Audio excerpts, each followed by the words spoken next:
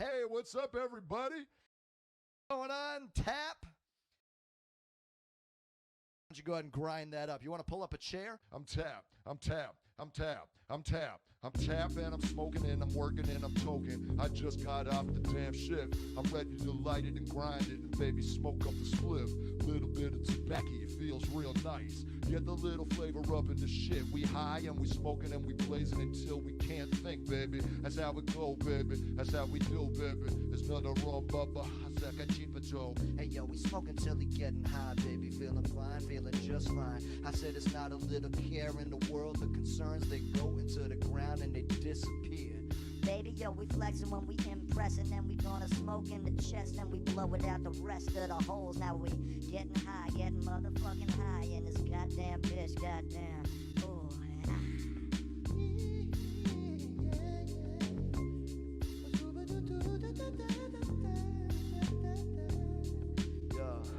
Get into the mind, open up the rhyme, open up the inside, baby, it's time. I said it's time to get stoned, it's time to load the weed in the bowl. It's time to spark it up, time to take a little stroll. Time to feel good about your past and present and future. It's time to feel it, baby, it's time to do the suture on the wound. Do the surgeon of your life and your mind, hitting the bowl and getting real high. It'll help. It'll help if you're already happy, if you're already happy. If you're miserable, it's gonna fuck you up a little bit, or maybe it'll give you some respite. I said either way, it doesn't really matter to me. Just hit the damn bowl until it turns its heat, and then smoke that, and then roll the damn shit, then puff and puff to pat past the shit. I'm saying,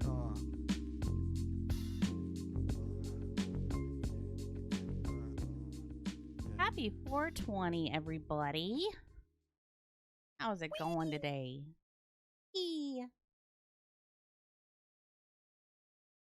Time to get high. You want to get high? That's what I should have done. I should have had a picture or a gif of Towley up here. Yeah. All right, so today, a little bit of fun, a little bit of education, and a few interesting facts as well. So welcome to our little podcast, as I heard T say. And you know what? It just kind of stuck after that. Awesome. We hopefully will have a special guest, EffArDee, friend of T's. However, he is having some technical difficulties at the moment, but he will pop in here as soon as he's able to make it. There is a slight chance that he might not. He feels very bad for it, but it's okay. The fact that he would be willing to join us. EffArDee is, I don't think he is currently, but he was a grower in Maine where it is legal there. All right, Destiny. Are you ready? I'm ready. You're ready? Well, I figured I would start it off with, you know what? We all know what weed is, right?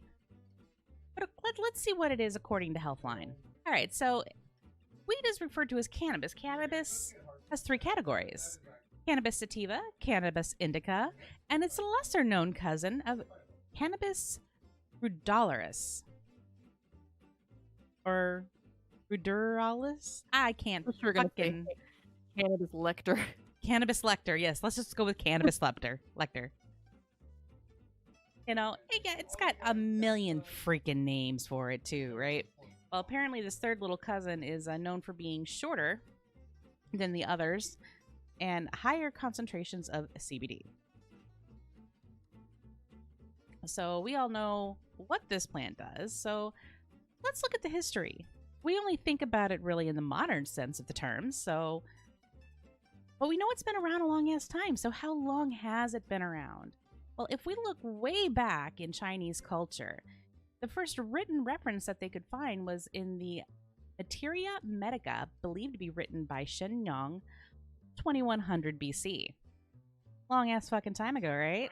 It was considered to be one of 50 essential herbs for their medical kits. You know, and while hemp was found to be used in paper, clothing, and pottery at that time as well, there's also evidence of bud, seed, and deep burned leaf found in burials as early as 3000 BCE. Oh, I didn't know this. Yeah, I didn't know that either. Like, I knew it's been around a long-ass time, but, like, how long? Some evidence also points to it being So the Fertile Crescent, Mesopotamia, dawn of civilization where our Conan takes place. It's there's some evidence being found that it was cultivated back then along the banks of rivers and lakes. So then we go to India, one of the oldest civilizations on Earth. It was mentioned in the Vedas, which is the oldest religious text that they've got, where one of the gods, Shiva, he's being credited with bringing this plant to man and showing how the herb could be used correctly. While in ancient Egypt, several different papyrus scrolls reference it being used by Ra in honoring the dead. It was considered to be weed that they were referring to, but not 100% confirmed. So one of those, educated guesses. Conan. They're just smoking the reefer in Conan. Yeah. But they did find hemp fibers and pollen found in the burials of some of the pharaohs even. So there's that. So moving from that time all through history towards modern day, there's tons and tons of references, mainly in religious texts, such as the Sheik use it. Even in, I believe it was 1893, when a certain area came under British control during the colonization age, there was a time they're banning substances such as opium. Well, they reviewed marijuana and what they were using it for and everything, and saw that it had no bad effects for them and allowed them to continue using it. 1893, folks, in a strict colonial era. And the British government says, you may continue having this for your religious purposes. So, fun fact of the day, Destiny, can you guess how old, when the first bongs were being made? Well, given the fact that, it's pretty much just like a little glass vase. Oh, God. I don't know time periods, but definitely, I would say back with, soon, maybe, let's say 500 AD. 500 AD? All right, like and that. Cookie is saying before Jesus at least. So if it says 2100, LJ says 4500. No, not glass bongs. Those didn't exist way back then. All right, so some of the first ones were found as early as 1100 CE, made out of bamboo in northern Africa. Wow. Now that was just based off the source that I was finding. I have a feeling that LJ Googled that information.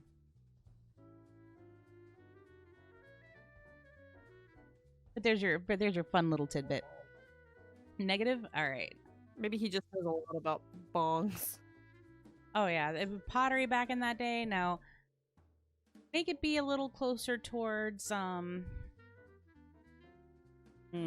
because I know the Egyptians had glass perfume bottles. If anybody would have been able to pull off a glass bong, it would have been the Egyptians. Let's face it, because those little perfume bottles are dainty. All right, so let's move it a little closer to modern day. Destiny. Do you know?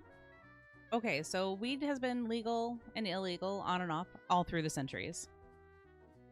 For American history, do you have any idea or any story that was given to you as to why it got to such an illegal status? No, I haven't really researched into it, but the only education I was personally given was the DARE programs in school, which obviously was just like, pot's bad for you. You're going to deflate on the couch and sit there for 30 years and you're never going to be responsive to people. Well, you're Aside not from wrong. that, do you remember those commercials where it was like Oh, DARE yeah. commercials? It was like the deflated girl on the couch and she was like, they were like, yeah, Cassandra smoked pot. She's not responsive. She just sits there. She doesn't do anything. There's no hope with dope. Yep, all that stuff. That's the extent of the education I had growing up. That was pretty much it. Yeah. Aside from that, it was nothing else for me. Well, I mean, and trying to give that kind of facts and information to kids, like, of course, you're just going to lump it up all into one. But that's the kind of, we'll get into that a little bit later, but that's that kind of misinformation that has been given around. But that misinformation is also why it's illegal currently. All right, so I got a few little tidbits of it, and I know I'm missing a lot of actual details in here. But the details that I do have is that between 1916 and 1931, 29 states made weed illegal. It wasn't until the Marijuana Tax Act of 1937 that essentially banned it nationwide. The reasons for this being racism. In the early 1900s, with Mexicans immigrating into the United States like crazy and then having the Mexican-American War, also the Jazz Age hit, and so they smoked it a lot during the Jazz Age, and so they associated it with men of color and said that it could make men of color aggressive. No, that's just stupid. Oh, I know it is. It's not founded because back then you didn't have fact checkers, you didn't have internet, you know. Unfortunately, the civil rights movement hadn't happened yet, so they couldn't really stand up for themselves. I mean, they could, but entitled jackasses wouldn't listen. Right. You know, and the facts that I wasn't able to gather, but I know also has something to do with it, is the paper industry. Got into the pockets of some of the congressmen and everything. They wanted to even make weed illegal to the point where you can't even have hemp, because hemp was used a lot for products for clothing, paper, so on. They wanted to replace that with the paper industry as well. So, all right, so let's look at today.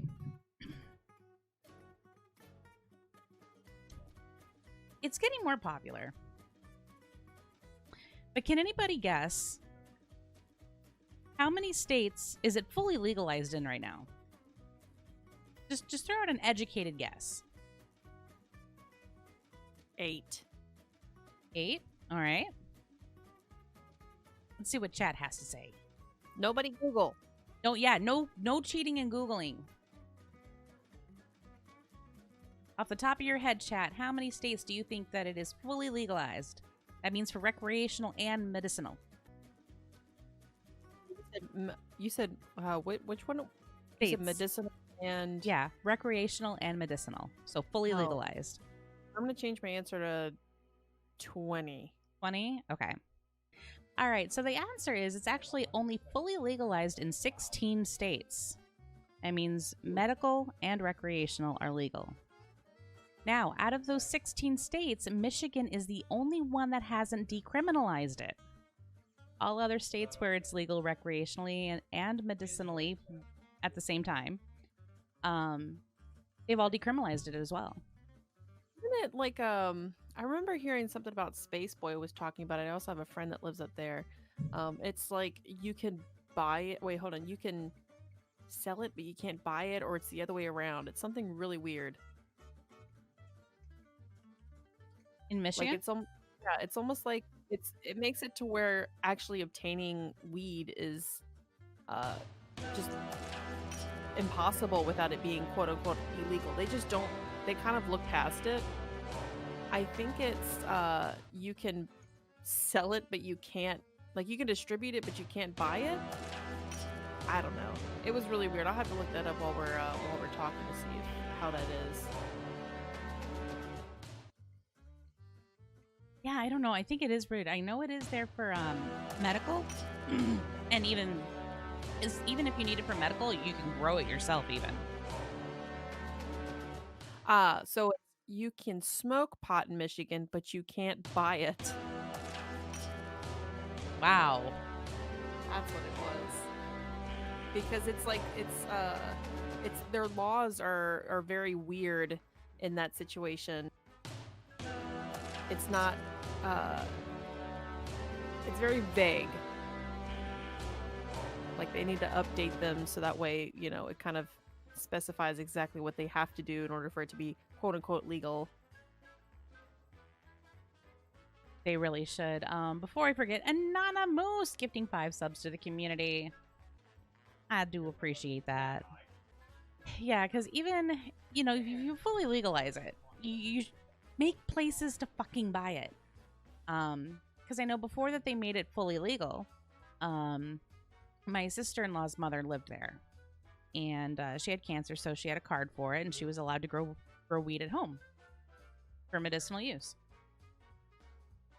So I guess if it's legalized and you can't buy it, does that mean you're allowed to grow it at home if it's recreational? Or do you just pop on over to the closest state to get it would be Illinois now. Do you just go down into Chicago and buy some? Bring it back with you to smoke? Moving on to some of the other states. So states that have it medical and decriminalized.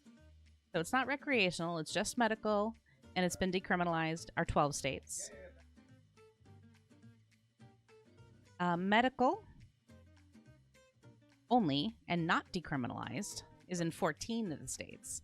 And keep in mind that some of these states are Wisconsin, which only allows CBD oil for young patients, young children with severe epilepsy that cannot take the medication. So we have 2 states where it's decriminalized only, but it's not legal for medical or recreational use. And we still have 6 states holding on pretty firm where it's not decriminalized, it's not medical, and it's not recreational, where they essentially tell their population to go fuck themselves. Wah, wah, wah. Perfect. So because states are voting on these independently of the federal government, the federal government needs to catch its ass back up here. Because you've heard of Schedule 1 and Schedule 2 drugs.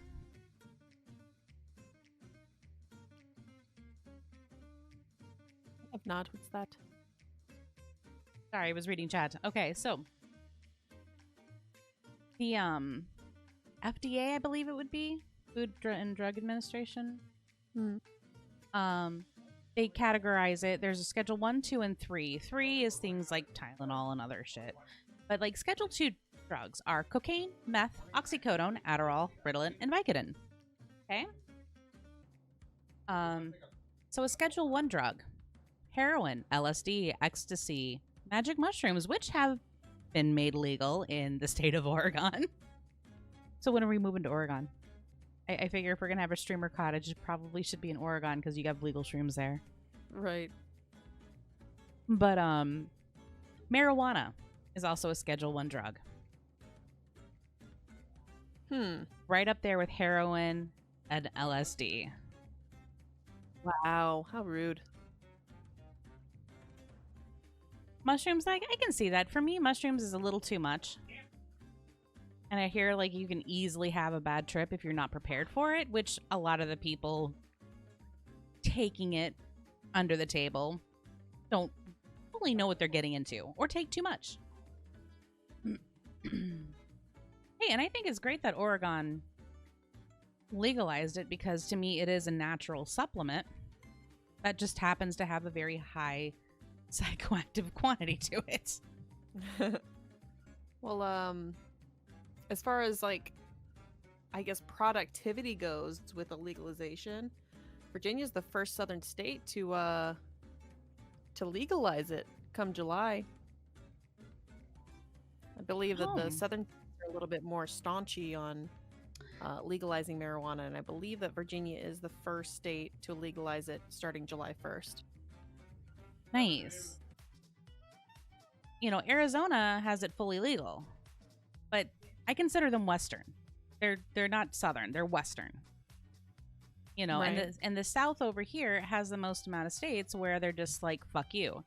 That being South Carolina, Tennessee, and Alabama. Virginia currently is CBD oil only, decriminalized, with a mixed legal status. But that just means that you are going to be the 17th state with it fully legalized. Yep. And you're going to be able to possess no more than an ounce, but at the same time, at least we're pushing toward, you know, the good. Yeah, but I mean, you hear the amount of an ounce, and you're just like, that doesn't seem like a lot. No, an ounce of weed is actually quite a bit. Fine. Yeah. You know, most college kids, when they buy some for just the weekend, they're buying an eighth of an ounce.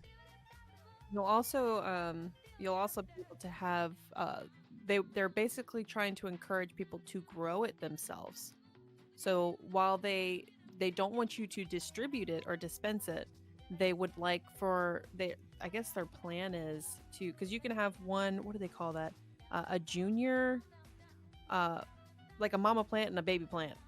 You can have 2 of each. But Yeah, I don't know one the in flower. terminology. Yeah, one in flower, and one not in grow. I think Yeah. it would be called that. Yeah, mom and a baby, a junior or whatever. I don't know what they call those, but Oh, you yeah. can have 2 of each. And what their plan is, obviously you're not allowed to distribute and dispense, but you can grow it and have it as long as you only have 2 of each.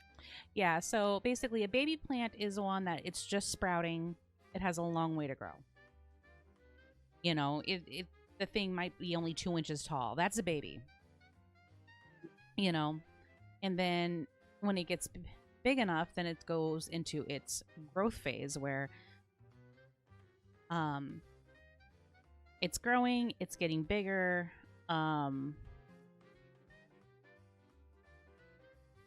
But then you have the phase where it's going to flower. And during the time flower, from what I've researched about actually growing, like in a grow tent or something, so you actually change. You have different lights based on what you're doing. You have lights for when it's just regular season, so that would represent summer. You know, long days, so the light's on for a long time. And then when you want it to flower, so basically for harvesting, like what happens with any other kind of crops that we have out there, like soybeans and corn, the days start getting shorter and it starts getting a little cooler. So you simulate that with a different kind of light and shorter hours on a lot of people will use timers for it. Mm-hmm. You know, so flowering is where it actually turns the trichomes from clear to a auburn color. And that's when you know it's ready to go. And trichomes are basically like when something has a lot of trichomes on it. If you've seen the pictures of bud that basically look frosted, those are trichomes. And I don't remember exactly what the trichomes do. I think they're part of the agent that actually gets you high. Or what has the THC with it. Right. But the more the trichomes, the better color they are, because you don't want them to look dead. But you don't want them clear. So you've got your flowering one, you've got your one it's not a baby anymore, it's growing, but we're not ready to put it into flower yet. That's your medium one. And then your baby one would be the ones that you've just sprouted it. Or taken a clone from the main plant and trying to get it situated so it doesn't die. Right. It was science and knowledge and knowledge is power. Knowledge and stuff. You guys never thought you'd know so much about weed, did ya? I'm learning a lot. I just ingest it. I don't really learn about it. I'm just like, this stuff does good things. Well, and that's the next thing that we can get into. Is because marijuana has been put up to a Schedule 1 drug. Well, I shouldn't say been put up to. It's been that way for quite a long time. But there's a lot of myths and misinformation floating around here about marijuana. We do see things loosening up a lot in a lot of states, but to me, it's not enough. There should be a bigger push for it, especially on the federal level, because dispensaries, even especially in places where it is fully legalized, they cannot have bank accounts. They have to do everything in cash. They have to pay people in cash because it's still federally illegal. And the federal government can come in and raid your place at any time for any reason and take all of your cash. And I think that's one of the first things that really has to get addressed. Crazy. The other thing is, I really feel that they need to address is just making it legal for recreational and medicinal across the board. Because I feel like it would create more jobs, personally. Because you've got the grower, you have the bud tender, you have the dispensaries. I mean, you even have the people making the edibles. In theory, this sounds really great. I don't think EffArDee is going to be able to join us, but one thing he and I were talking about last night is where he lives in Maine. Is that, yeah, they've got dispensaries. You're given licenses to grow for, like, you can grow for these specific people kind of license. So you do that, but the black market did just as well, if not better, after it was legalized there. And that's a fact that I found quite interesting. What would have made it go better? Like, be more successful? Pricing. Going to the dispensaries and everything, you're paying a lot more because there's more hands in there making it and doing it legally, so the cost is higher. But in truth, for the most part, your quality is going to be higher when you get it from a dispensary. You're also going to know what you get. If you buy, like, say you buy some flower, some bud from somebody, even if it's somebody that you trust, you don't know exactly what you're getting.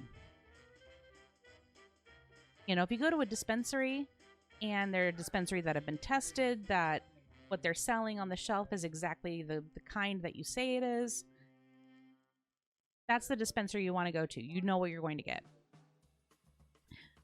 But it also is pretty costly. Like, I think he said in Maine it's about $50 for an eighth. Last I had talked to one of my friends in this state, where it is illegal where I live.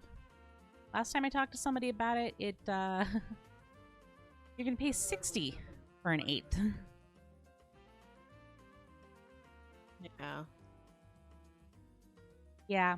And LJ, that just proves how complex of an issue it is. So there's not going to be a simple answer to any of it, which is the sad thing. But I think by unraveling and debunking some of these myths and misinformations about it, we can get ourselves close for a hill. It's good.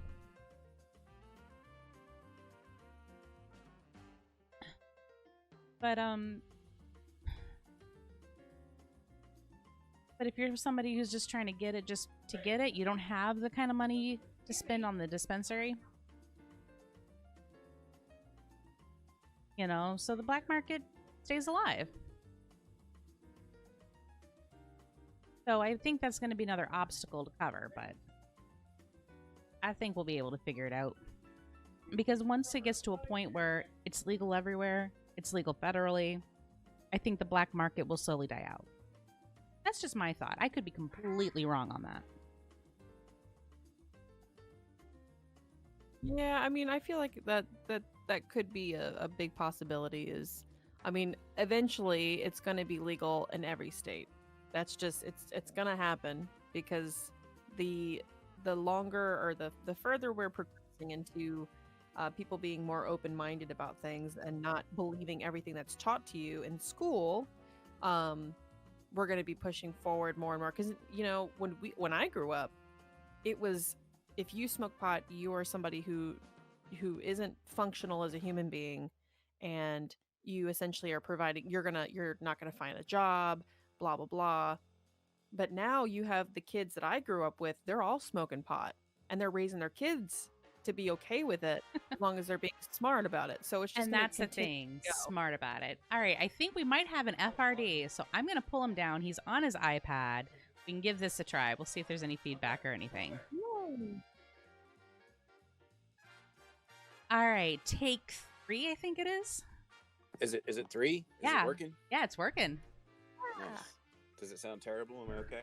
No, No, you're good. fine. All right. Sorry about that. Yeah, that was a little dramatic. Nah, it's all right. You let me know what was going on the whole time. So we covered some history, and we're just at the point of how it is modern day and kind of giving our thoughts about that. Oh, let me bring him. What did you push? I don't know. I've never used it on iPad before. It says His join iPad's voice, on. and I'm like, yeah, I want to join voice, obviously. Oh my god. All right, chat. So this is EffArDee, introduced to me through Mr. T, as Destiny has coined him. So, Eff, if you want to give yourself a brief little introduction to our chat of who you are and how you're fitting into this little podcast. Yeah, absolutely. I mean, I have I've got probably about 25 years worth of experience dabbling with marijuana, cannabis, all that, and I mean, I've been a grower. I currently have some property that we rent out to a bunch of growers. So I'm mildly connected to the industry, and I'm quite interested in most of the topics that go along with it. Awesome. Well, thank you for joining us today. I'm sorry you were having some mic issues, which I'm guessing computer chairs and microphone cords do not get along well.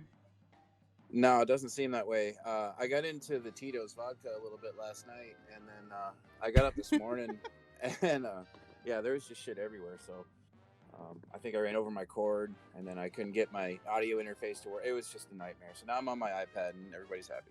Sorry about that. Thank you for having me. Don't apologize. We stream. We have technical difficulties all the time. Yeah. And then we try to do a podcast, and then that's when we fly by the seat of our pants and pull shit out of our ass constantly. Well, that's what it's all about. I'm happy to be here. I'm really good at that. Okay, you fit perfectly then. Good. All right. We were on the subject of well, at least I was talking about how in school they would teach us that, you know, you would be an unproductive member of society if you were to smoke pot. Like they had those Dare commercials and just those programs and stuff. Like people would come to your schools and like do programs against pot and telling you like, this is what it does to you. It rots your brain and you lose brain cells, blah blah blah. So you grow up and you're like, oh man, pot's bad. No, I'm not doing pot. But everybody who I grew up with pretty much smokes pot. So they're raising their kids to also be okay with it, but as long as it's, you know, they're of age and they do it smartly. Yeah, I don't know about you, but when I went to Dare in elementary school, it really kind of made me want to actually do drugs. Maybe they might not have had their program nailed down by that point, but I don't know. I was from the South. Well, I'm in the South, so it was more like if you smoke pot, your balls are gonna fall off, or something like that. You throw That's some what they, weird that's thing. what they I mean, told I you. mean, I didn't have to worry about my balls falling off, but I mean, the boys in the class were worried about it, and I was like, well, if their balls are falling off, what else is gonna fall off on me? Your balls are on your chest, honey, and your proverbial balls are bigger than chest half of the balls. people we game with. My chesticles. Yes, your testicles. Yes, I'm up to a B cup. Hey, growing strong. Yep. Get one of Drinking those my milk. little push-up bras. Make them look a little bit bigger. Nah, I just I'll do saran wrap sometimes. You know.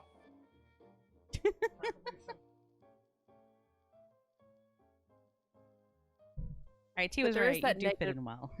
There is Yep. that negative stereotype with it, and I mean, admittedly, I grew up with it because that's what they engraved in your brain, just like they engraved in our brains that America was the best country to be in, and we grew up and we were like, I don't know about that.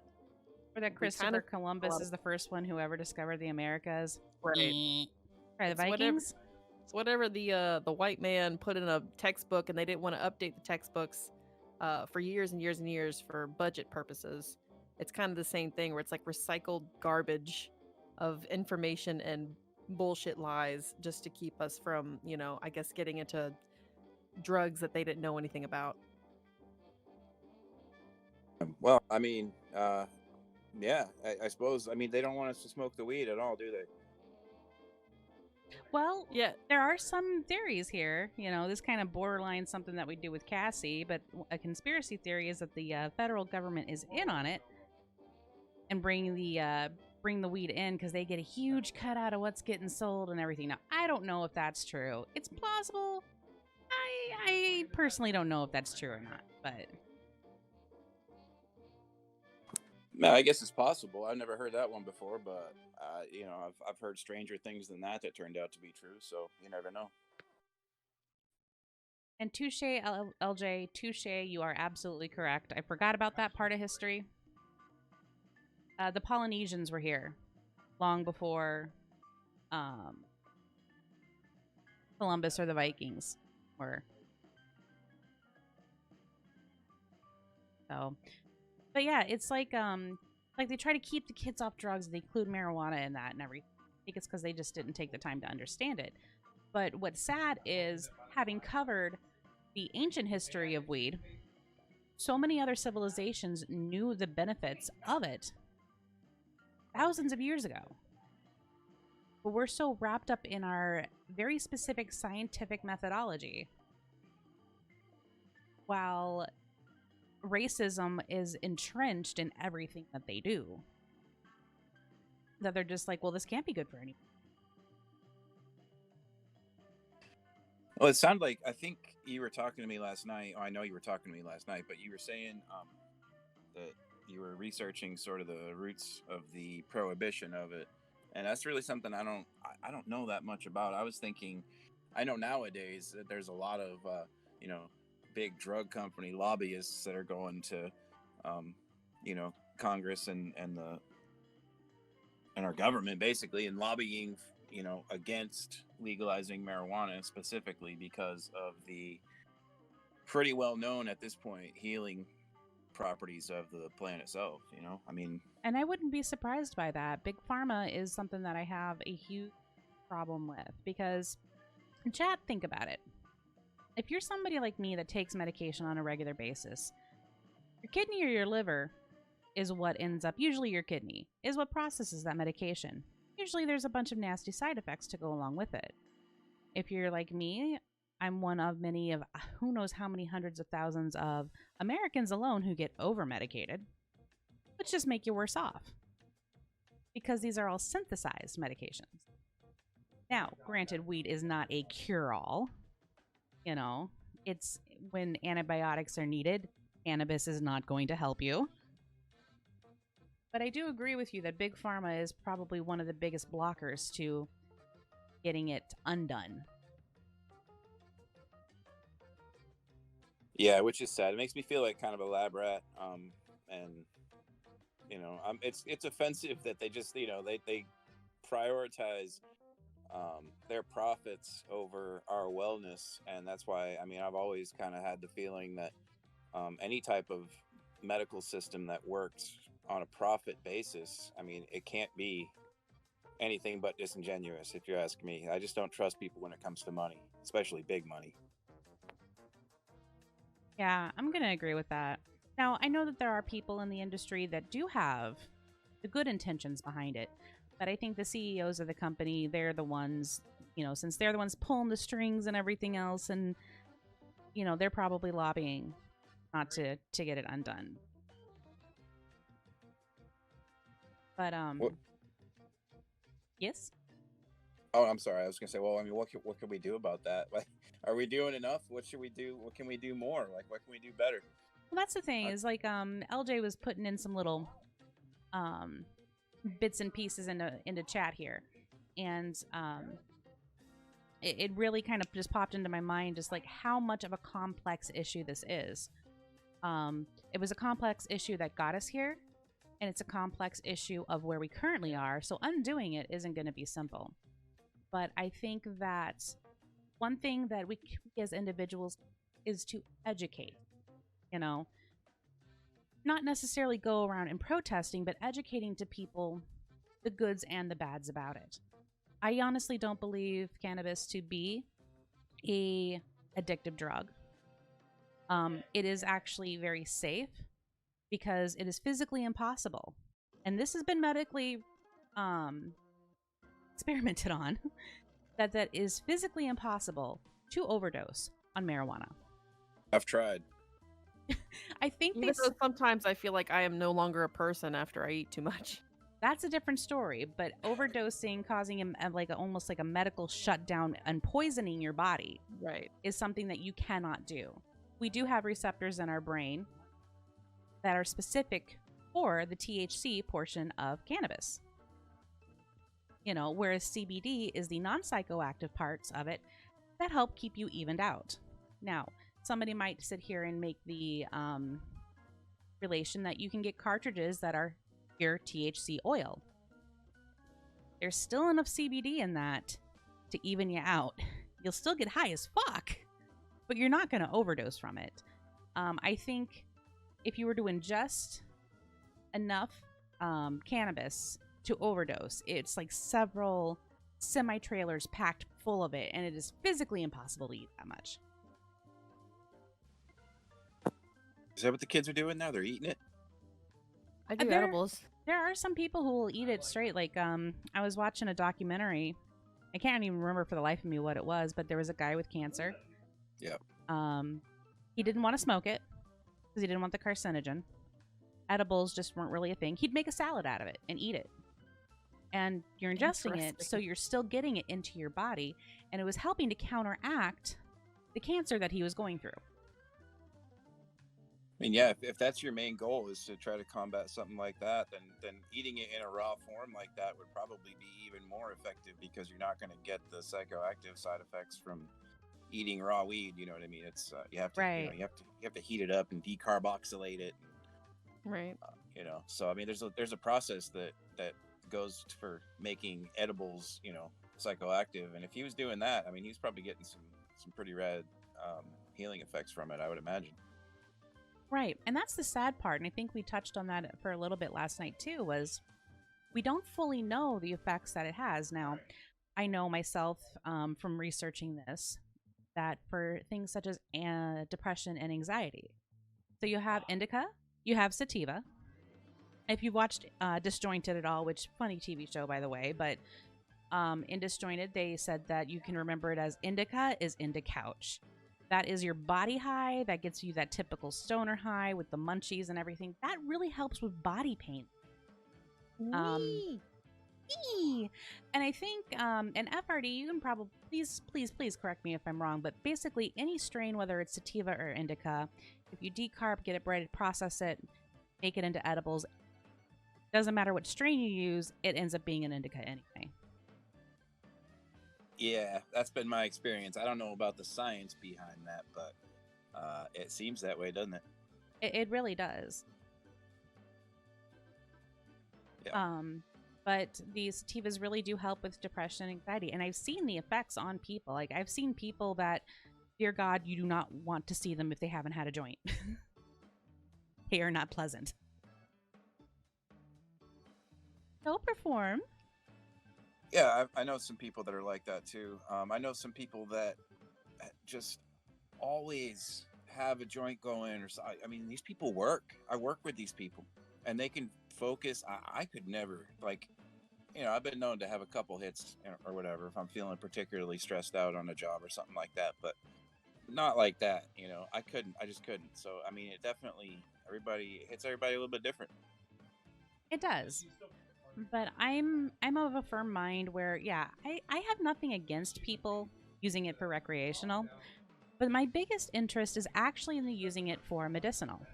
Because Western medicine, there's a lot of good things in Western medicine that obviously cannabis is not going to be able to get rid of. Like, it was not going to solve my gallbladder issue.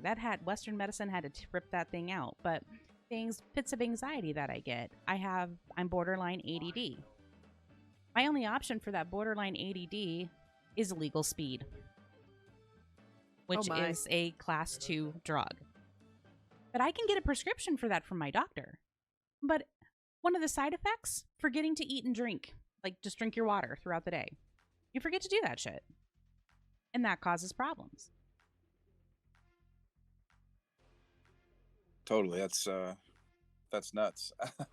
It's a crazy thought to me that you can't get something that actually works, and that's it takes me back to why.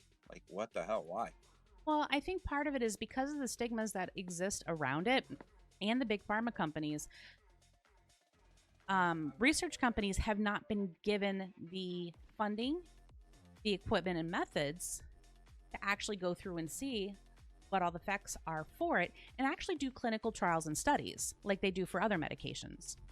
Because to me, you would dose yourself with weed like you would for medication. Like, okay, they've got gummies. Gummies stay in your system for quite a while.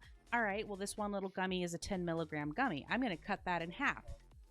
That half piece is my dose. I will take that, and 6 to 8 hours later, if I need another, then I can take another. Just like you would do with a pill. Or if it's an inhaler. I know they have inhaler delivery systems now, especially for people with anxiety. They've got an sativa for your mornings, a hybrid for the afternoons, and an indica for the evenings. You need to hit that, you just hit one puff of the inhaler, there you go. That's medicating yourself with a dose. Yeah, and it's legit. I want to go on the record as saying that I totally believe in it as a medicine. Because like I said, it hits everybody a little bit different, and you can get a lot of benefits from, like sensible dosing. Perform, thank you for that follow. Yeah, and Perform is saying they have ADD or ADHD and ASD, which I'm not quite sure what ASD is. But using a combination of coffee and weak weed helps settle my mental turbulence so much. I'm never stoned or high, but I always have a weak joint in the ashtray. So that would be like microdosing, basically. You're giving yourself just autism spectrum disorder. Okay, like a high functioning autism. And I could definitely see it helping with that, because even with medication and pills, they have you to start with the lowest possible dose that is effective. And people using weed to medicate themselves should be doing the same thing, in my opinion. Use what's effective. Don't do it just to get high, which, that could be a fun Friday night. But when you're using it for medication purposes, use what you need to stem the, I don't want to say effects. What am I thinking of? Symptoms. Yeah, symptoms. To get through. Yep. You nailed it. Yeah, I can English. Yep. I can tell. Now, Destiny does live in a state where she can legally get some. As of July 1st. As of July 1st. Now, I do know she has some experience with edibles. I've got quite a bit of experience. I mean, I don't obviously distribute, but I am a consumer. Yeah, we're a consumer. Now, how long ago did you start doing that? I'd say I started 2 years ago, but I started doing it more regularly about a year ago. All the stress from the hell job that you had? Yeah, I mean, I have severe anxiety. I mean, it's almost to the point where it's crippling when I get to the point of having to do calls at work. So, I was hanging out with one of my friends, Casey. We have her on our conspiracy. Hey, Casey. But she's the one who introduced me. She's like, "Hey, you should just try a little bit of this," because she's very outgoing. She loves to go out. She loves to just go and croc. Sorry, derailed by a croc. You're fine. Thank you, croc. Anyway, continue. She loves to go out and go to bars and be out there and talking to people, and I am the opposite. I like to stay inside, talk to myself like a crazy person, and play video games. So she was like, "Hey, listen, you should just try a little bit of this gummy and then see how you feel." And I swear it was almost like a weight was lifted off of me for anxiety. I went out with her.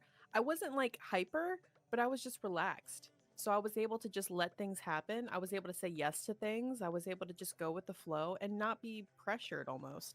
It was really surreal. I'll never forget that. The feeling of feeling like I was free. But once I had that, I was like, it's probably something that if I'm going to be in a social situation, maybe I should have some on hand.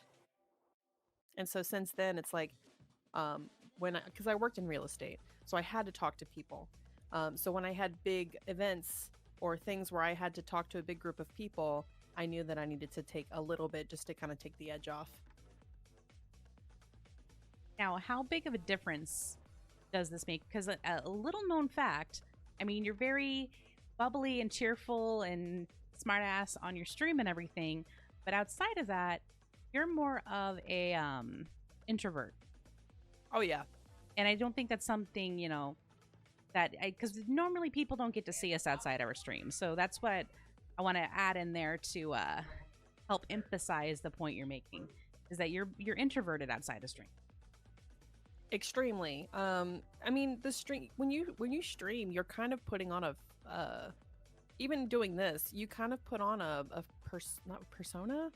You're not yourself. You have to amp up, you have to have energy. I put forth a lot of energy to make sure that people are happy and enjoying my content. So when I stream, I'm a little bit more bubbly, and it's all an act. as it's not something like I'm sad all the time. It's just like I'm very quiet and mellow. Like I'm a very chill person. But nobody wants to watch somebody who's like, "Hey, what's going on? Thanks for the follow." No one wants to listen to Eeyore. No, but that's how I am in just my normal life. So, I mean, there's been times where if I've been really anxious before a stream, I'll have a little bite of a gummy or something where I know it won't really affect me too much, but it'll help me relax. But it's I've smoked it before. I just personally, for some reason, prefer the edible version. Well, and that's the thing too, is that a lot of people, when they think about weed, they only think about putting it into a little pipe and smoking it, or using a bong. Which never use the term bong when you are in a head shop. Pipe. They are water it's pipes. a water pipe. Yeah, they are water pipes. If you use the term bong, they will not sell to you. No, in fact, they'll probably kick you out. Mm-hmm. Yes, they are water pipes. They are even listed. There are signs for their displays that says water pipes. Get your terminology correct, people. And I think a good part of that is because like they sell water pipes in my state, but it's still illegal in my state. So that's one reason. I think the other reason is that it's still illegal federally. Perf makes a good point too. Weed helps with anxiety, but the fact that it's illegal causes more anxiety. Right? The endless cycle. And crocs into perverts give you a hookah. I do actually have a 2-hose hookah at my house. I've never done hookah. Oh my, you've never done a hookah. I've never done hookah. Well, I mean, like, the places around where I live by the beach. The places where I live is all super bumpy music, like super loud. It's just not a calm setting. So I've never gone. Gotcha. I did go to a hookah bar once in Rockford, Illinois. It was actually really nice, but I do own my own hookah. And it's really kind of nice because if you talk while exhaling, it actually lowers your voice. Why?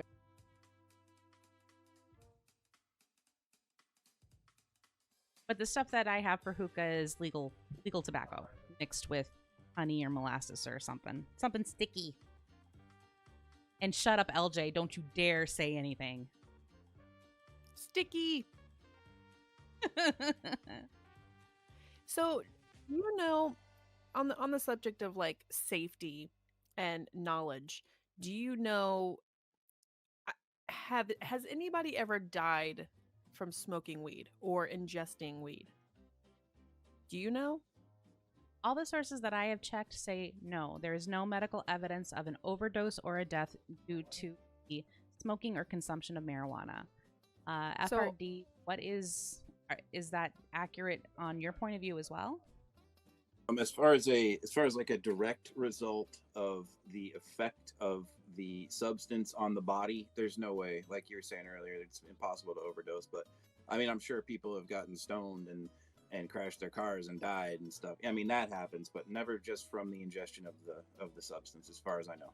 And yet, alcohol is actually okay. Like, it's legal. It's perfectly legal to drink alcohol, which actually kills your liver if you drink it too much at a high enough level. I feel like it would be safer for people to consume cannabis, and some people would probably turn more toward cannabis versus alcohol, because you have some people that are kind of borderline alcoholics just to kind of like get through some days. Yeah, like And if calm the nerves. right, and if if cannabis was a little bit more easier to get a hold of, I'm sure that they'd be like, listen, this kind of works a little bit better, and I don't have a hangover the next day. Right? Now, I do want to address what Perf just said as well. Long terms, though, in the lung.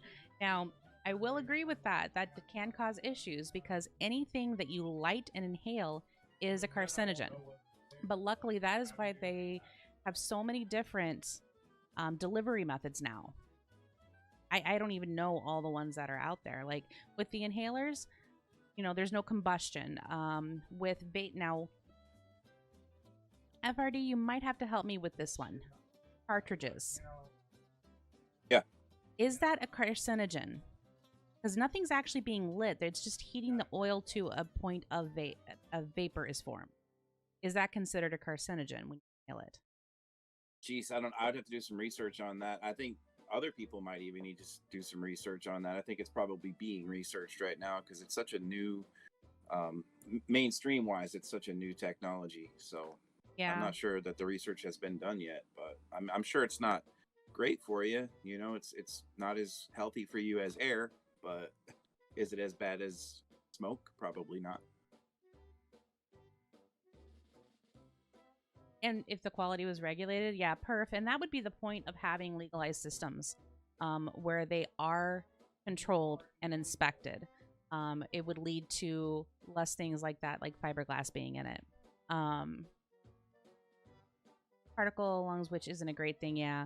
And I think you could probably associate the cartridges for THC along with the vaping craze that we have right now for tobacco and nicotine. Where they did a huge study in England, which they found that, yeah, it's still not good for you, but it was a ton better than just lighting the whole fucking thing. Plus, it has fewer chemicals. Yeah, I mean, it seems like common sense, right? Like you would think, but I mean, still, there's probably, some long-term effects are long-term, you know what I mean? You have to wait a long time to find out what actually happens. But I mean, just common sense kind of tells me that it's got to be better than combustion in inhalation. Right. I would agree that it's still not off the optimal route, but it still would be better than the combustion method. But and that just goes back to what we were saying earlier, where we do need to give research facilities the ability to do these kind of clinical studies and trials. Let's get the evidence to back up what we're saying. Yeah, the fallacy of people being so afraid of the effects that they would rather remain ignorant is just, I mean, it's just offensive to me. I mean, why would you not want the data if you have the resources to go and collect it? Like I said, a lot of people in the South, and I don't know if there's many people in chat in the American South, but it was almost like a fear tactic when I was raised. And I mean, I'm only 29, but Shut up, LJ. Jesus. But it was almost like they wanted to they scared us into not wanting to do it or thinking that it was bad or that we would be less of a person if we did it. And it was really kind of a corrupt way of teaching us as kids what it does. It just kind of formulated like what they wanted us to follow, or what they wanted us to follow that they taught us. And it's people. I wouldn't say that they're ignorant in most places. It's more that they were taught the ignorance and they just didn't they didn't try to research it themselves. So they just kind of like, well, it's because bad. they're not taking it, so it doesn't. Yes, I doesn't love affect it. assholes. Jesus Christ. Perfect. Crack played the yes, I love assholes. Which Perf says, you touched on a great point before too. Stand the behavior of a stoned person against the behavior of a drunk person and see what you get. But what you're saying, Destiny, actually leads into a little bit of what Croc was just asking if we hadn't covered it already, which we really didn't. And but weed being considered a gateway drug. A lot of people, that's one of the things that I remember being really young, being taught is that weed is a gateway drug. That's how you get to all these harder drugs. And while personally, I didn't look up any, I'm sure they've done a study on it. I haven't looked at it, so I don't have the official standing of saying that it's not, but I highly believe that it's not. The people that end up on those harder medications, I feel are going to end up there anyway. Because I think that's there's that's a no great point. addictive chemical in it, say like with painkillers. There's an addictive chemical in those. I don't think that exists in weed. You know why it would be considered a gateway drug is because people are not being provided enough information on the drug to be given the correct path. Because if they knew that, what each strand does and how it affects you, if they knew all that information and they did their research, it's not a gateway drug. But if you have some stupid teenager that's just like, it make me feel good, and then just starts doing things that make them feel good, then yeah, of course it's going to be a gateway drug, because they're just going to want to do things that make them feel good. Oh yeah, what Perf just said, and I see that you're agreeing with that.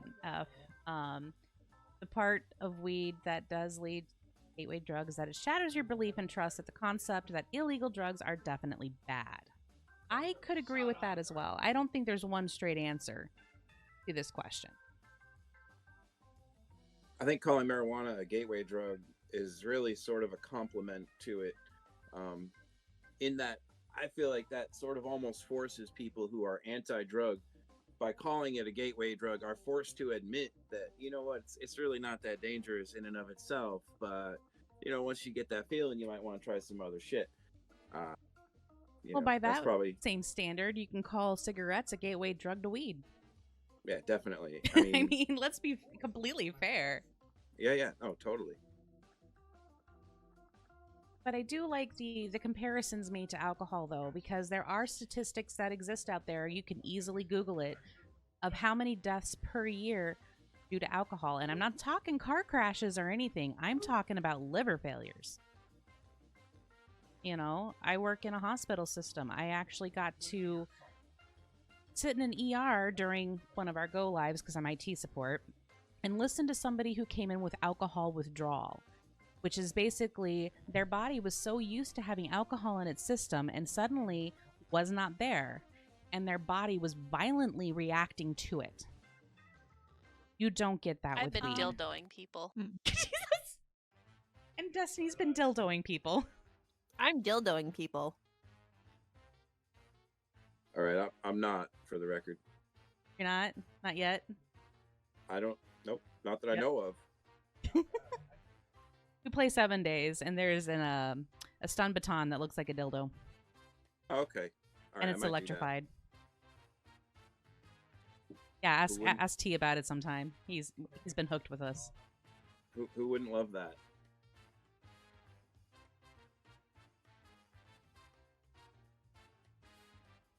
How does one dildo people? Yeah, you take the stun baton in 7 days and you go around and hit them with people, because the stun baton is referred to as the dildo, so she's dildoing people. I'll find the clip. Yes. I found it. I found a level 6 dildo. Where do you want it? In my box. Facts. I'm a terrible person. I'm going to hell. Who's coming with me? Me! Yay! And Barrett says, woo! All right, so I wanted to talk to you, EffArDee, a bit about the industry, what it's like Sure. over there. So, what got you into wanting to be a grower in the first place? And are you a grower, not a shower? Yeah, absolutely. I think that's always a solid fallback if you are feeling a little bit inadequate. Solid line to bring things back into perspective. But let's see. Really, I mean, if you want to know the honest truth about it, I needed a source of income, because at the same time that I was at one of probably my lowest point really in my life, I was really struggling with the anxiety and the depression and stuff like you were talking about earlier. And so I had the little double benefit of finally being legally able to grow my own medicine, which I wasn't able to purchase because I was broke.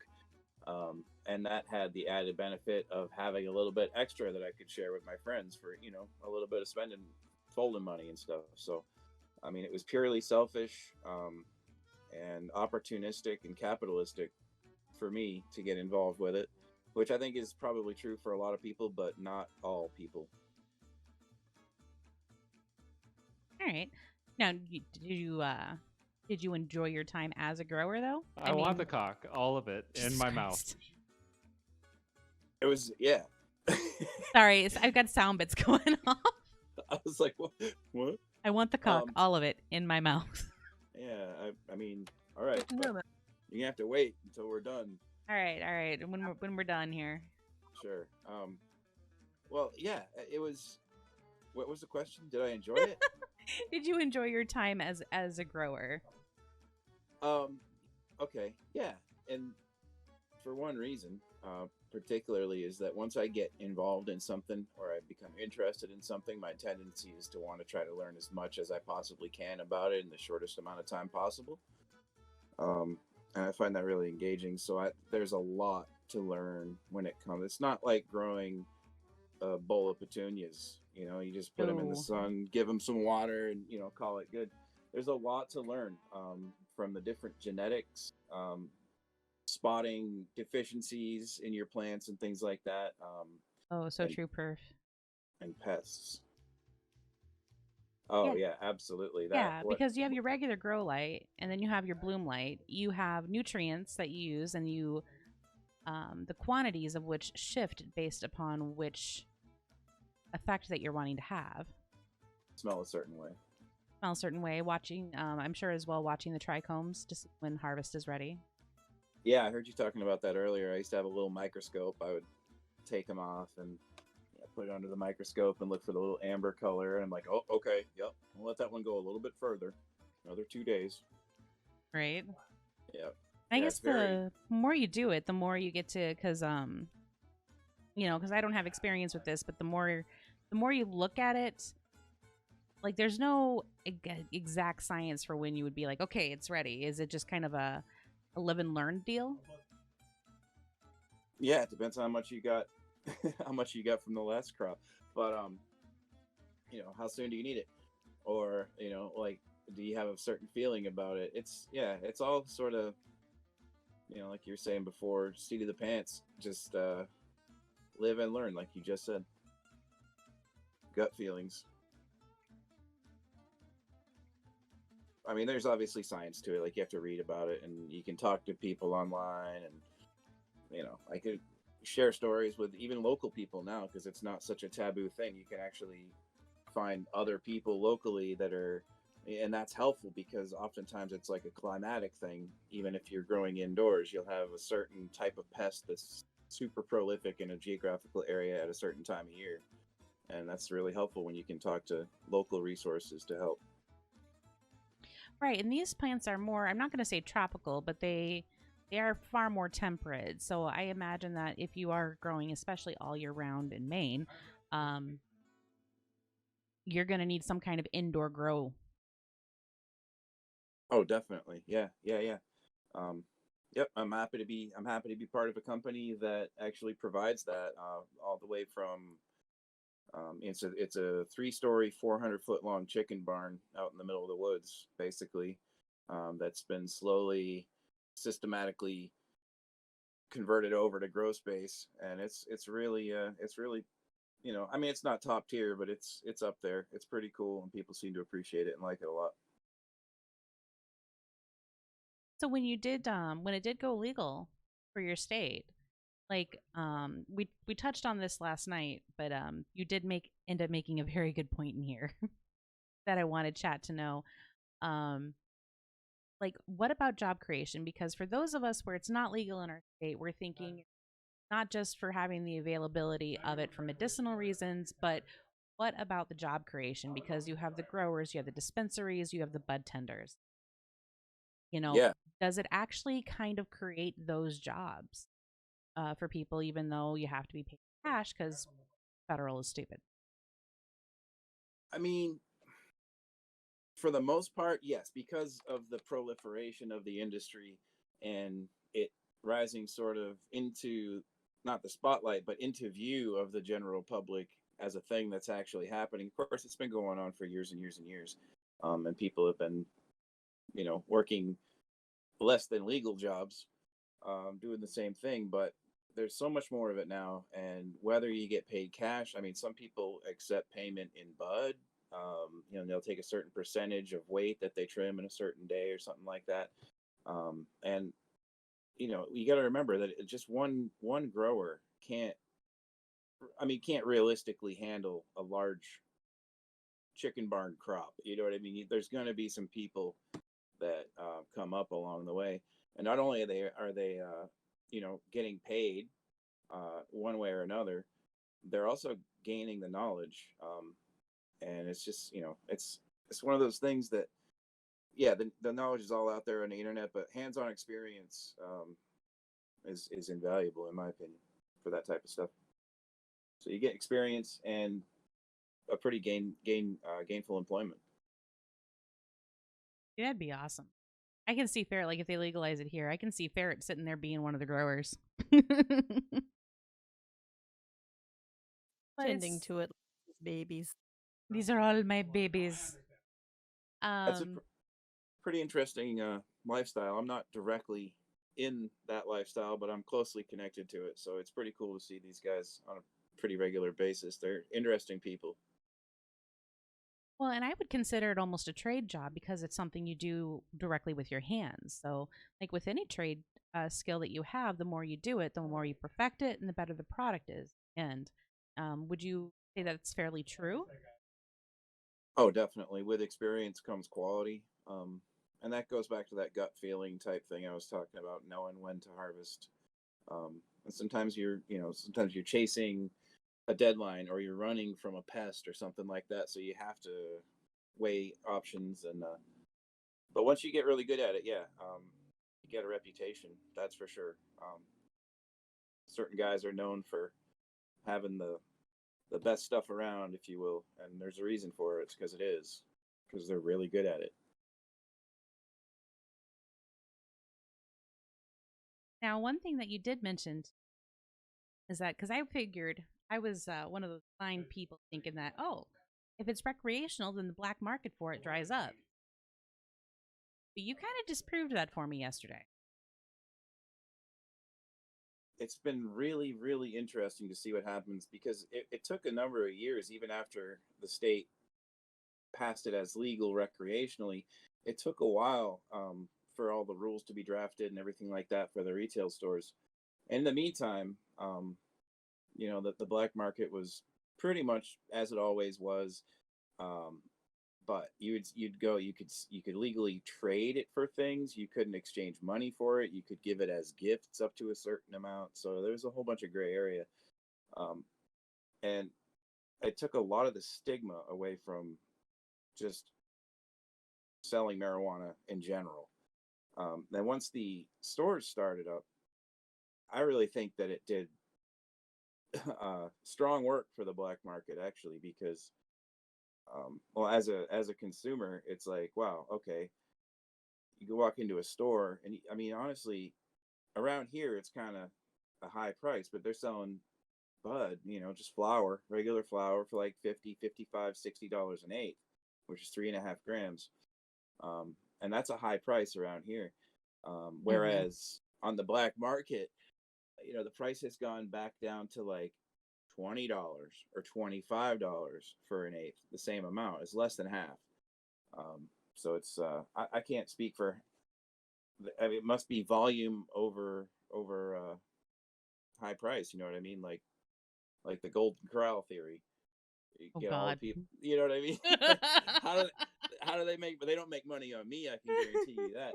But No, they don't and- make money off of me, but they make fun. They make money off of all the other big people coming in and going for 10 platefuls. Right. But I think that the black market has actually increased here since legalization recreationally, even though it's still illegal to sell it that way. Right. I just feel like a lot of the stigma and a lot of the danger, it's just not on the radar of local cops anymore. It's not. It's really pretty mellow. Well, So and I people are think that taking advantage of also that. comes into the fact that people are getting more educated about it and realizing that it's not as big of a deal. Like, if a cop had to choose between going after somebody who just shot up with a bunch of cocaine or snorted cocaine, I think I'm getting my drugs mixed, but they took a bunch of cocaine, or going after somebody who just smoked a bowl, they're going to go after the person with cocaine. Yeah, for sure. Cocaine's a hell of a drug, Yes. but And so is meth. yeah, I don't know. I'm not in any way. I don't advocate for the legalization or decriminalization even of hard drugs. I think hard drugs are a really, really bad choice. But I don't know. Weed is just not like that for me. It just never has been, and I'm super happy to live in a state where it's finally, it's off the naughty list. Off the naughty list. I like that. Yeah. But I would agree with you on the not decriminalizing the other ones, because the other ones are drugs with highly documented side effects, withdrawal symptoms, as well as And overdoses. yeah, I was gonna say most of them are addictive and lethal. And just You not know. go to. So LJ says legalize it all so people can seek treatment and not just go to prison. Decriminalizing ecstasy, that would be an interesting one. Criminalize. Jesus. I don't know. I personally don't know enough on the topic to really make an actual statement, but I could see it. Yeah, I'm with that, and I kind of agree with LJ too. I don't think we should be just absolutely having like a conveyor belt into the prison system by any means. There needs to be a lot more treatment and education, and I don't know. I just something about making it. I don't want to say legal, but decriminalizing even. I still Right. want there to be consequences, but I don't need it to be life in prison for that shit. That's what No. it was, LJ. Because I had read an article about a country overseas, and it was Amsterdam. So you can actually go and get a prescription from a doctor for the substance. So let's say you're trying to get weaned off of it. You can try and get a prescription from a doctor for certain amounts to wean yourself off of it. But they also provide rehabs for people to get through it. And they've actually seen, since they've done that, they've actually seen a decrease in the amount of use that it has, any kind of black market value for it, anything like that, had it actually drastically decreased. Yeah, I'll have to check that out. Look more into that. I would be totally down for something like that. I don't know. I guess I need to educate myself too. I can't just sit here and this is how it should be because this is how I feel about it. I probably could use a little bit of education too, so I appreciate that. Oh yeah, definitely. There's more than one way to go about all of this, and I think we got to figure out what works going to work best for us. And I think the first step is education. That's got to be the first step, is the actual education of it. No more lies, no more big pharma spreading their bullshit. Let's just get the truth out, plain and simple. Yeah, that's what I was saying earlier. The only reason that anyone would want us not to have the scientific data is somebody with something to hide. So that makes me want to see it more. Right. And that's actually kind of sparked another point. It's like telling a teenager, no, you can't go do that. Reverse psychology, what do? They go and do it. It's like we're not allowed to drink until we're 21. All right. So what do a lot of the kids up here in the northern states do? Drink before they're 21. Because there's nothing else to do. But it's also like, I'm breaking the law, I'm breaking the law. But as soon as you hit 25, it's like, no big deal anymore. Whatever. That's when I really hit my stride. 25. 25 is when you hit your stride. I was ending my stride at 25. But I mean, Done. because people get sick from alcohol all the time, they get in accidents all the time from alcohol. You know, I honestly think that, yeah, fully legalize it even on a federal level. But just like with alcohol, we need to have our stipulations and our laws in there. You know, if you have a job where it is manual labor, you're driving heavy machinery, no, you probably shouldn't be allowed to smoke on the job. But here comes in where we would need a better testing method where, let's say you can't do it on the job, but you go home, you're in pain because you do a manual labor job, so you have a little bit of indica help you go to sleep. Or you have insomnia, so you smoke some indica. And then you go to work the next day, you get hurt. Well, it's not in your system anymore. Turns back around to the alcohol thing. Like people go home and drink alcohol all the time. They go out with their friends, drink alcohol, drive. Like I said, I've worked in real estate. There was a real estate company that I worked with, and there was a guy that would continuously get arrested for DUIs. Kept his job. They didn't care. But the second that somebody was found with marijuana at that job, fired immediately. Right. And that's not Just right. didn't make I, like I all one person had to say was this person kind of smells like weed or their purse smells like weed or something like that. Then they would get random, hey, we got to drug test you because we have suspicion. am. And see, I don't like that. Because while it is still technically in your system with the way that they test it right now, the immediate psychoactive effects are no longer in your by the time you would wake up the next morning. So we would need a more efficient testing system to see if somebody actually used it on the job or didn't. Hey Mel, Yes. guess how many channel points I have? How many do you have? 420. Oh, time to let up. Say no more.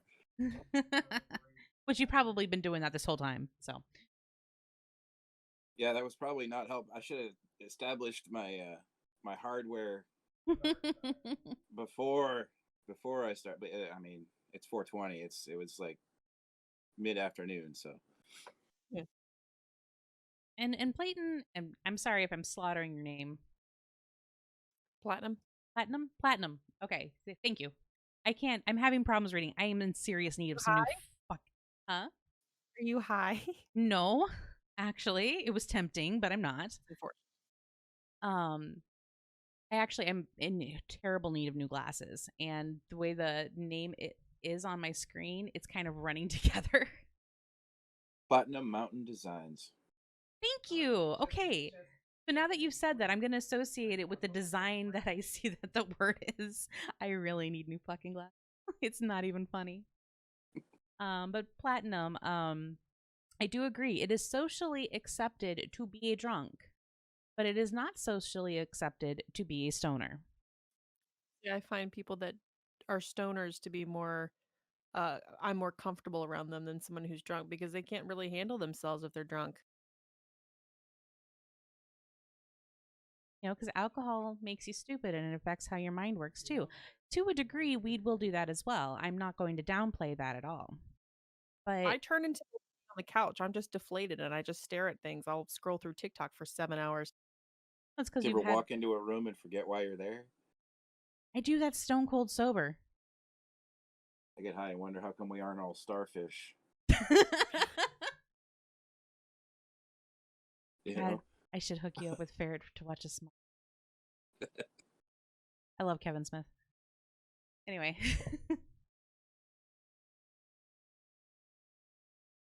Oh, that said, be on your guard around a stoner if you have chocolate milk in your fridge. EffArDee, is this true? I'm thinking about that Ben and Jerry's mint cookie ice cream I have in there. Pretty good. And LJ, I'm sure that there is actually a statistic out there somewhere to show actual numbers. But I absolutely agree with. Sorry, Beep what? beep lettuce. I Beep beep prefer lettuce. yeah, jazz cabbage for me, but Cabbage Patch. I call ferret meds. I have to be careful what I.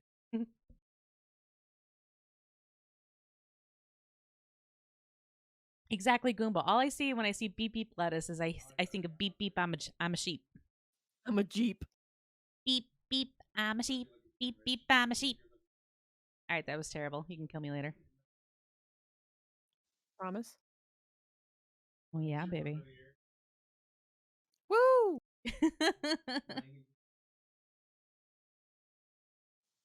So, Oh my personally, god, LT.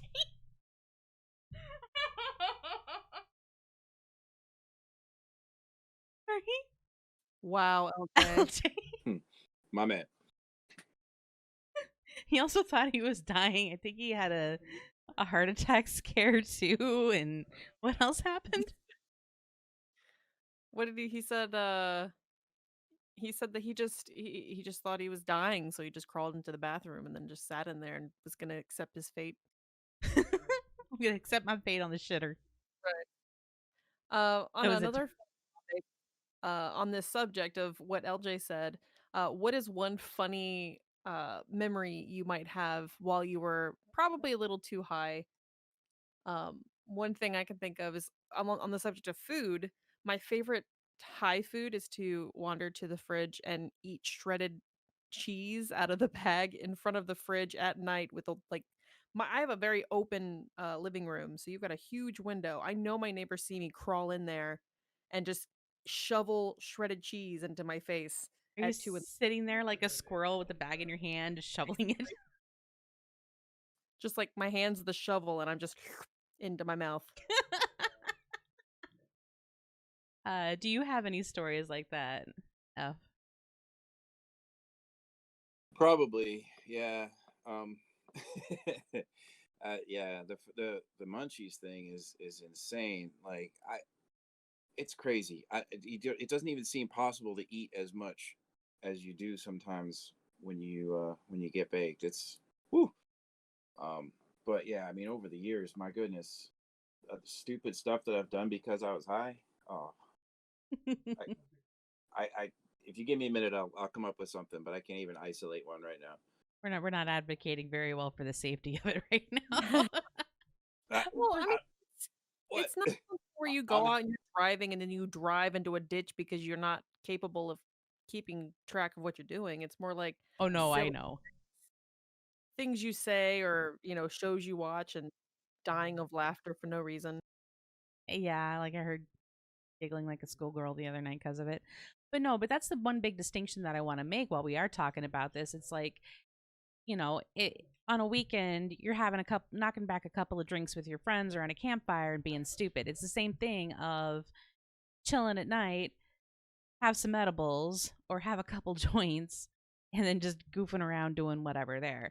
It's having that responsibility of when to use it and when not to use it. Right. I did fall through the ice in a very small pond one time because I didn't know I was on a pond. I bet that woke you up. Yeah, sure did. It was like waist deep, right? So yeah, that was great. It was Like a really huge fun. lake or something.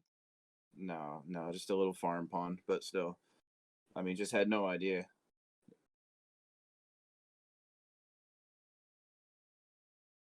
Well, that's good. That's good, Perv. Still all in good shape. Yeah. Well, because that's the indica, that's the body high. That puts you on the couch with the typical giggling stoner Cheech and Chong kind of method. In the past, I have tried a sativa in a very small amount, and I will tell you, doing that versus having taken ADD medication, the bit of sativa I had worked far better with far less side effects. Like my side effect was I was productive all day. Hmm. That doesn't work for me. It's like I was thinking that earlier, like how to word that properly, but I don't notice that much of a difference between the two. I do get affected pretty heavily though. I mean, I always have, so it might just be that. That's why I was saying it kind of hits different for everybody. But Well, are um, you on the ADD spectrum at all? Or ADHD? I mean, that's what they tried to tell me back in school, but I mean, that was years ago. It's probably over Well, by now. are you tease age? I'm a little older. A little older? Okay, back Yeah, then they were diagnosing everybody with ADD, whether they were or not. Yeah. I was. I'll be 41 in May. Gotcha. Okay. Yeah. So, all right. Yeah, I have the same age as Ferret. Um, I was actually diagnosed only about 5 years ago, and I am Oh, really? borderline on the spectrum. Yeah. Hmm. Now, growing up, my twin brother was diagnosed, but the theory was is that girls have a better chance of keeping that in check than guys do. Yeah. I don't know. It's just as I get older, it's like this who I am. This is I just learn how to live with it, I guess. But Right. Well, and I um, guess some adults it doesn't kick in really until they're in adulthood either. But since I am borderline on the ADD spectrum, that's probably why it affects me that way. But just like any given medication out there, it's going to hit everybody differently, as you said. Like the way Indica hits Destiny might be different from the way it hits you, or hits Ferret, or hits LJ. yeah, I would almost think so as a matter of course. Yeah, absolutely. But that's when you try it out, very small dose. Um, I was actually suggesting to a friend who's in a state who is just recently legalized, and they were considering it.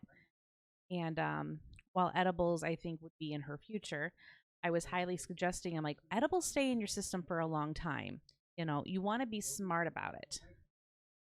Don't go straight flower and take a hit because that coughing just, I, I won't lie, in college, I pissed myself because I coughed so hard. Oh, Nice. you know, it was that bad. Did you get a good one? I got a really good hit, and let me tell you, 10 minutes later, I passed the fuck out. Nice. Probably should have changed my underwear first, but that's parties for you. Yeah, live and learn, like you said. But with the invention of the cartridges now, you could take cartridges, take half a hit, and see how you're doing in about 10-15 minutes. Because if it doesn't go well for them, it's out of your system hella quick. But if they find that it does work for them, then they can look at the edibles and using micro amounts to see how they do before going in. Because then if you take too much, you fuck yourself over pretty hard. it took a long time for me to figure out what my limit was. It was a long time trying to get that balanced, and finally, I mean, I use the same person now. So for edibles, um, like I use a company, or not a company, but it's like a small little business. She operates out of her own home, so she makes like brownies and cookies and cakes and donuts and all these other Don't sweets and forget your suckers. lollipops. So they make these. They made all sorts of different things, and they come out with a menu once a week, every Friday, and then when it's gone, it's gone. But they make it fresh, and then you go pick it up. But they dose things about the same, so that way everybody knows uh, how much is in it, and what you can take. So I've kind of found what I take with them. If I were to sway somewhere else, there is that fear of like, you take too much, you're gonna freak out. Because there was one time where I ate way too much. Last year. I thought I was gonna float into the air. I remember you telling me about that. I I, I could hear colors. I can hear my hair growing. Want some soup? I haven't drank all my weed. Wow. But yeah, uh, edibles for me. It just seems to be the pure way for me. I don't really, I don't smoke. I don't vape. I don't do much of anything like that. But I'll eat a sucker. I'll tell you that. I'll be in bed. I'll be watching Twitch and watching TV and just eat on a sucker or eat a cupcake. Shit. But I think that what you're saying, Destiny, goes back to a point where I feel like having regulated dispensaries would be better, so everybody knows that each time I buy this Rice Krispie bar, I know that there's going to be this much weed in it and this is how much I take, whether it's I can eat the whole fucking thing or I just break it in half or break it into quarters. Because we're used to medications having a specific dosage to it. If you Mm-hmm. had regulated edibles, that you know that it's consistency, this amount in it every time, I think that would be a lot safer for the public to start using it responsibly. I agree. They're doing that here for sure. I mean, they have to be lab certified. They have to put dosages on the packaging and things like that. It's not like the Wild West. Um, like that even goes down to flour. Like they're supposed to provide what the average THC content is. So it's Gotcha. I yeah, like that though, they're doing that. Yeah, because as people get more educated about it and everything, and they learn what they can and can't handle, like they can be safer with the substances. I guess it's kind of like when you turn 21 and you learn how to, how much alcohol you can actually take. It's like, all right, I know I cannot start the night with Goldschlager. That is a bad thing.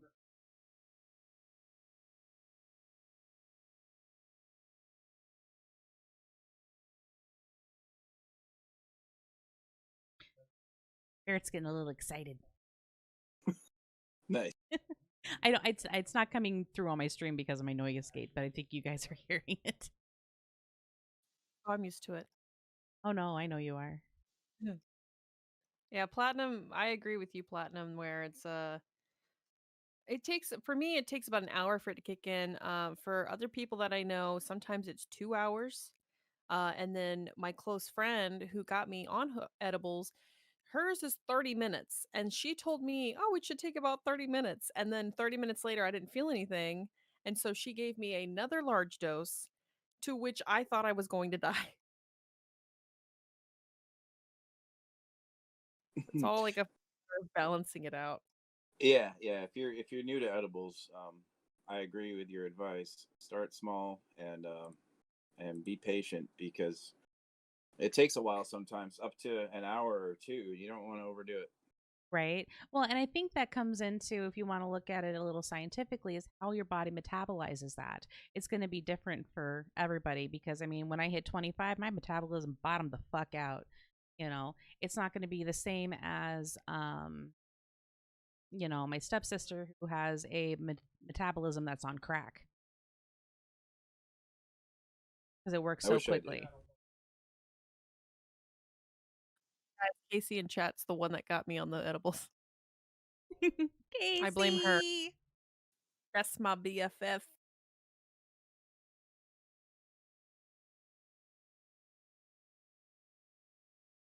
All right, so chat. Like, what, we've talked and hit a whole bunch of different topics in here so far. Like, are there any stories that you guys want to share? What are your thoughts on weed? Should it be legalized? Should it be recreational? Or regulated? Ugh. Is there some other aspect of this that you would like to learn about? Like, for me personally, I don't think it should be legal for people to have be able to buy marijuana until they're 25. Seems kind of sucky. I apologize to anybody out there who's under the age of 25, but you will honestly continue to develop and grow until you are the age of 25, and that includes brain chemistry, which THC can affect. We do not know what the effects of that are going to be. Now, if you have a medical condition that would need it, that's an exception. But for recreational use, I don't think you should be younger than 25 and have it. Unless you're like suffering from cancer or something like that. Oh yeah, that's the medical conditions that would warrant it. But just for recreational use because you can, I don't think you should until you're at least 25. I think once weed, because it's gonna happen. Like I said, once weed is legalized throughout all of the U.S., I feel like it's something that should really be taught properly in schools.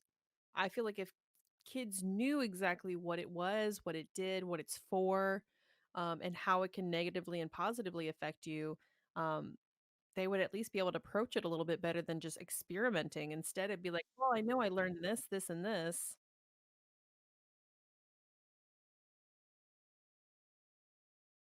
Well, no, culpa and perf, you're not wrong on those. You're not wrong at all. You know, but that's would be one of the issues to figure out. Obviously, we can't make cigarettes and alcohol wait until you're 25. That ain't gonna happen. Well, you perf know, is also from England too, and obviously there's a difference with like a cultural thing. Here, you can't drink alcohol until 21 because Americans are dumb.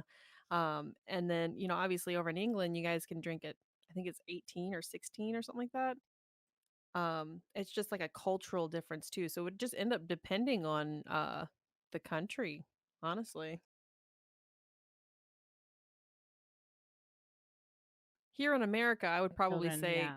yeah, I would probably say that it'd be a little better for America to wait a little bit longer to legalize it as far as like age goes, just because so many of our youth are very immature. Well, and perf brings up the perfect point in truth because, all right, I was taught the responsibility of alcohol through example with my family. It was okay to have a glass of wine with dinner, maybe two. It was okay that on a hot afternoon up at the lake for grandpa and the uncles to crack open a beer and sit and enjoy it. But nobody ever overindulged. But it wasn't considered taboo either. I was allowed sips here and there all growing up. And I don't know if the wine that they have, the alcohol that they allowed them to have in France is lesser in alcohol percentage or not, but I mean, showing them from a young age the responsibility of it is going to be key, and we would need to do the same thing with cannabis. And that's the thing, we also don't have any evidence of it negatively impacting brain development because we don't have the clinical studies to try to back it up and prove it, because they won't do shit like that, and we need a study like that because it's my whole 25 thing is based off of an educated guess based off of information I know of how humans develop. But I don't have any proof of how cannabis is going to affect that from the years of, say, 21, or even let's go back to 18. Cigarettes are legal at 18. So let's go from 18 to 25. How would it affect that? I would want to see a study. What if we found out it's like we should be dosing school lunches and it will improve our education? Like, would you be for that or against it? Because I don't know. I think a lot of the teachers would be fine if you put a little indica in the school brownie. Maybe oh hell kids yeah, sprinkle it on the fish sticks. kids a lot more mellow in school afterwards for no reason. Nobody knows why. It's just the kids are like, oh man, I just feel so relaxed. Everybody's in detention because we don't want to leave. Well, and here's the problem, Perf, is that unfortunately, and I wish Sofa was in here because she could really, really back me up on this. But I know that my mother, having been a teacher, there's a lot of things that families should do in the home, and they should lead by example and have these conversations. But you know what? A lot of them don't. And for multiple reasons. One is either they don't think about having it, two, the parents aren't educated enough to do it themselves, or three, the parent is too busy working 2 full-time jobs to support the family and just simply can't. And so it has come onto the schools to try to do this.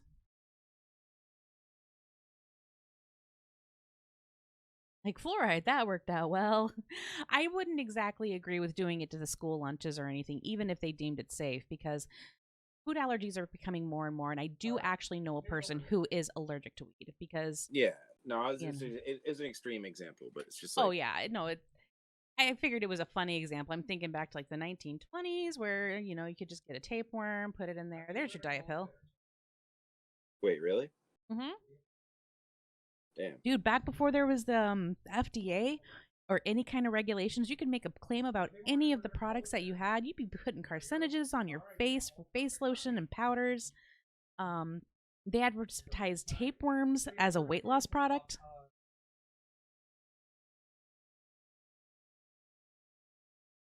Crazy. And I was really excited about this kind of friendly rat been hanging out on my porch recently. Tapeworm is next level. Talk about a pet.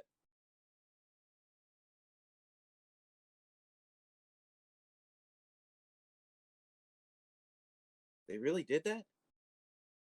Tapeworms? Yeah.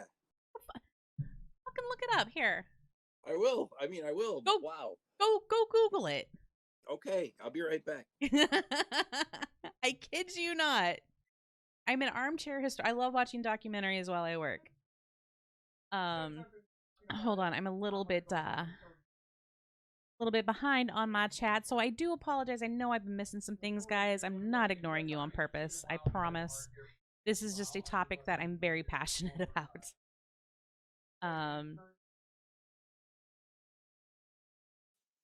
Give me 2 years ago, I would have been very indifferent about it. I would have been like, people can do what they want. I don't care. But now it's like, now that I actually partake in it, I have a little bit more of an opinion about it, especially since I've done some research about it, at least as far as like side effects go, and the fact that it doesn't harm you. It's literally just something that has helped people.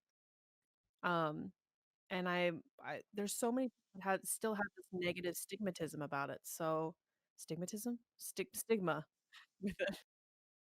Stigmatism. Stigma. I have an Stigmatism. astigmatism. I have one of those. All astigmatisms are negative. I can't do the Peter Griffin laugh. I'm sorry. It was a poor.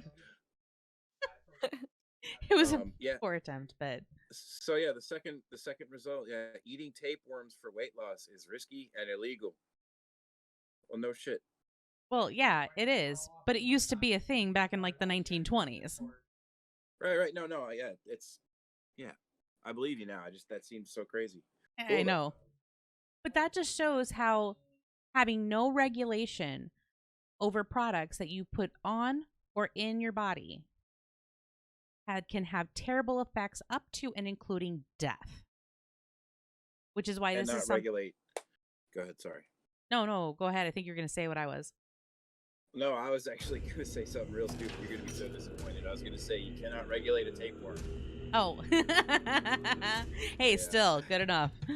Good enough. Ferret coming in with the raid. Hello, all you raiders in the ferret pen.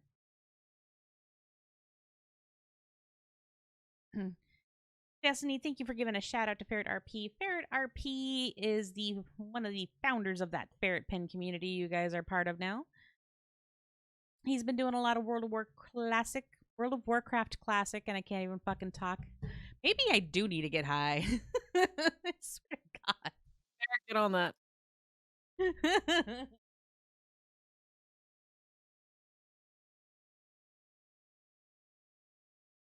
Yeah, it's illegal. Having a stroke in chat. Rat shit, bat shit, Oh, dirty here we old go. twat. 69 assholes tied in a knot. Yay, lizard shit. Hi, LJ. Oh, Mythbusters did a sleepy versus drunk thing. Gotcha. Yeah, DJ's having a stroke.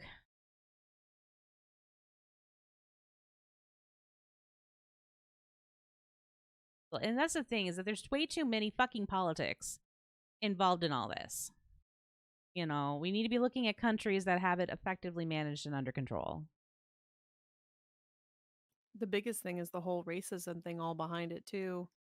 And that we won't dive too much into it, but those of us who've done the research know how fucked that is. I mean, I live in an area that is not very culturally diverse, like at all. Right. But even I'm sitting here saying, like, with all the stupid bullshit that is going on week after week, that is racist. For God's sake, it is. I'm just gonna say this quick little rant that it is 2021, folks. We are far away from the dark ages. We know that the only major difference between any kind of race is the pigmentation in your skin. And if you are going to stereotype and base your judgments off of somebody's color of skin, then you are a fucking cunt that deserves to go to hell. Racism must die. Eesh. Okay, I'm done. I'm off my soapbox. Because that's another Two Girls, One Rant that I want to do one day.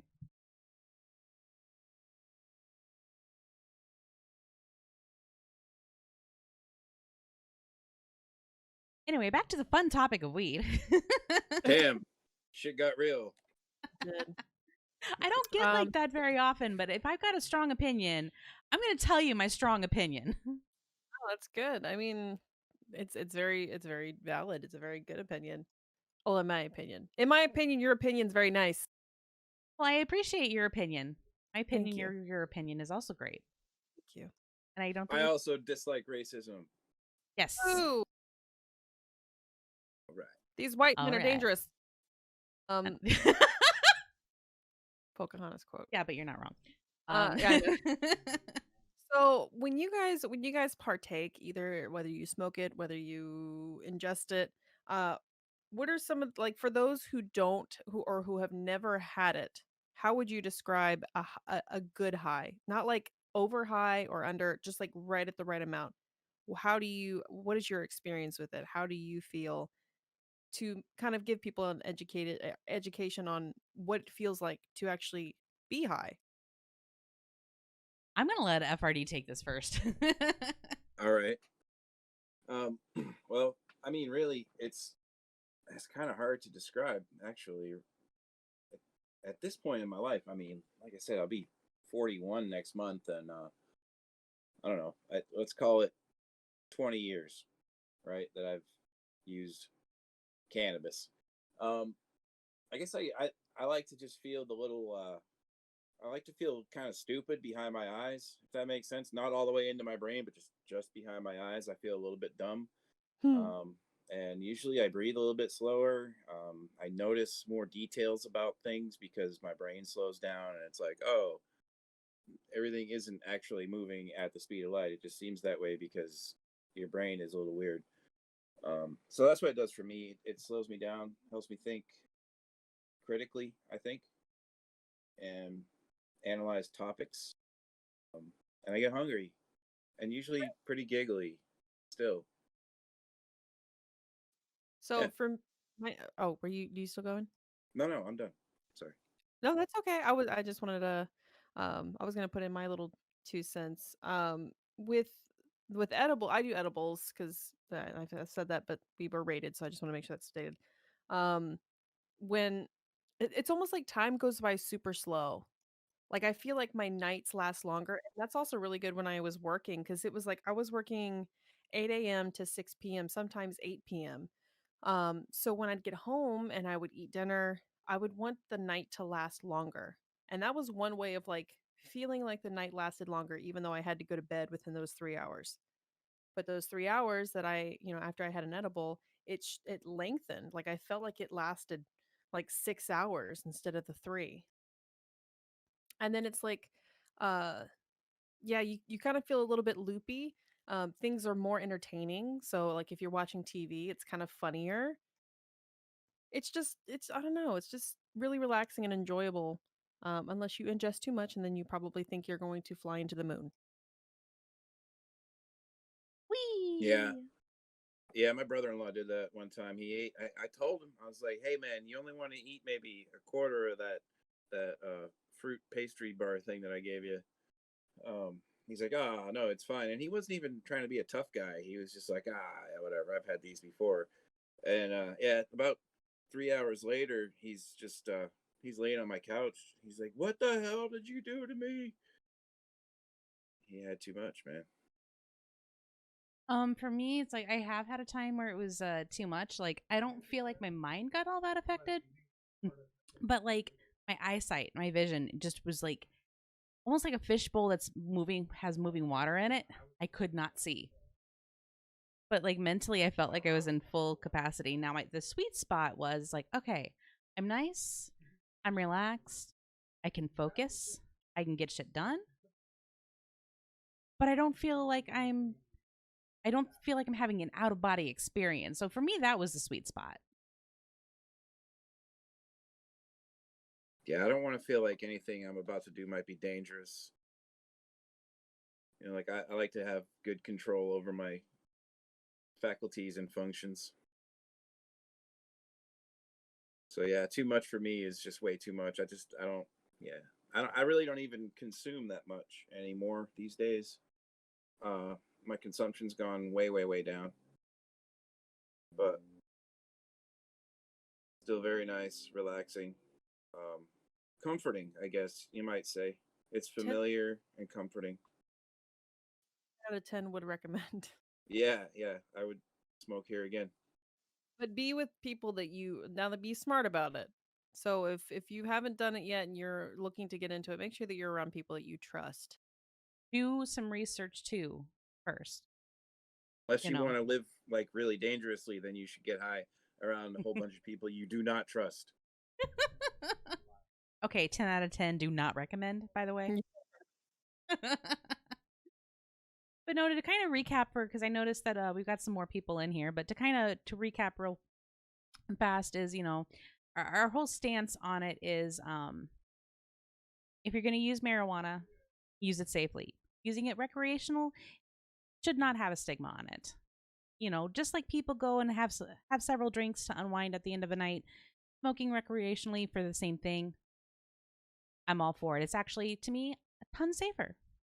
But I'm also a huge advocate for the medical usage of it, which is a whole bag of worms we probably could go on another 30 minutes about, but I don't think I don't think I have the mental capacity for that tonight. But mixing our Eastern and Western medicine and implementing the use of cannabis to help with certain ailments or something that it can really help with without all those nasty side effects, I think would help lead us to a healthier population. Maybe even a happier population. Right? I mean, think about, okay, so we're stuck in this endless cycle of our cost of living keeps going up, but our budgets don't. Yeah. How many people, the amount of stress and anxiety in general that's on the rise in America right now, and people getting, I've got a prescription for it because weed's not legal here. I've got a prescription for lorazepam for when I start freaking out, you know? But, maybe if everybody was a little more chill, a little more relaxed, less stressful, maybe suicide rates would even go down. I mean, that might be a little bit of a stretch, I fully admit. But I mean, just even in the no pixel community alone, in the last year of the pandemic, there have been 3 streamers that have committed suicide. If they were allowed to have something that would even them out like that, maybe it could help. Hard to say, but it could save a life. And I say it somewhat jokingly, but I'm also kind of serious about that too. I Yeah. agree. Yeah, I don't think it's unreasonable at all. Because, like, how many times are you sitting there having a really shitty week and you're like, God, I just want to escape out of my own mind for like an hour? All day, every day. Right? Yeah. Well, especially if you're somebody who has like racing thoughts or your brain is that of a squirrel and you're like, ooh, shiny object every 10 seconds. Do you ever just kind of realize you're holding your breath? Yes, actually. Yeah. There are So, times I find that I'm not breathing. yeah, that's why I mentioned like it slows my breathing down, like it regulates how I feel internally. I don't know. It sounds kind of crazy to say it that way, but that's Oh no, that doesn't happen when I smoke. That just happens when I'm stressed. Not at all. Like I said earlier, with when Casey first introduced me to edibles, it was because of my anxieties and stuff, and just hanging out, it lifted that stress off my shoulders of anxiety and stuff. I mean, I can't describe the feeling. It's just like free. You feel free. Well, and Destiny, from your point of view on that too, like I know that anxiety only adds to stress and stress can physically harm your body. Like since you've been doing this to help manage some of your stress and anxiety, you feel like you are a little bit healthier physically from it. Yeah, when I get high, I don't get super high. I get a comfortable enough high where I'm by myself, and it's kind of a time where I self meditate. So I lay in bed And take and I selfies from your computer chair. no, I've done that too. You know it. Um, I lay in bed and I just kind of think. I just think. I start thinking, and then it's crazy. Sometimes memories come up that I didn't remember. So I think of things from way back when I was a child, and it's actually brought up things where so obviously I'm a little overweight. I've dealt with weight, binge eating throughout my entire life. And sometimes when I get high, I really start to think about like why do I have such a tough time with food? And this is just an example, by the way.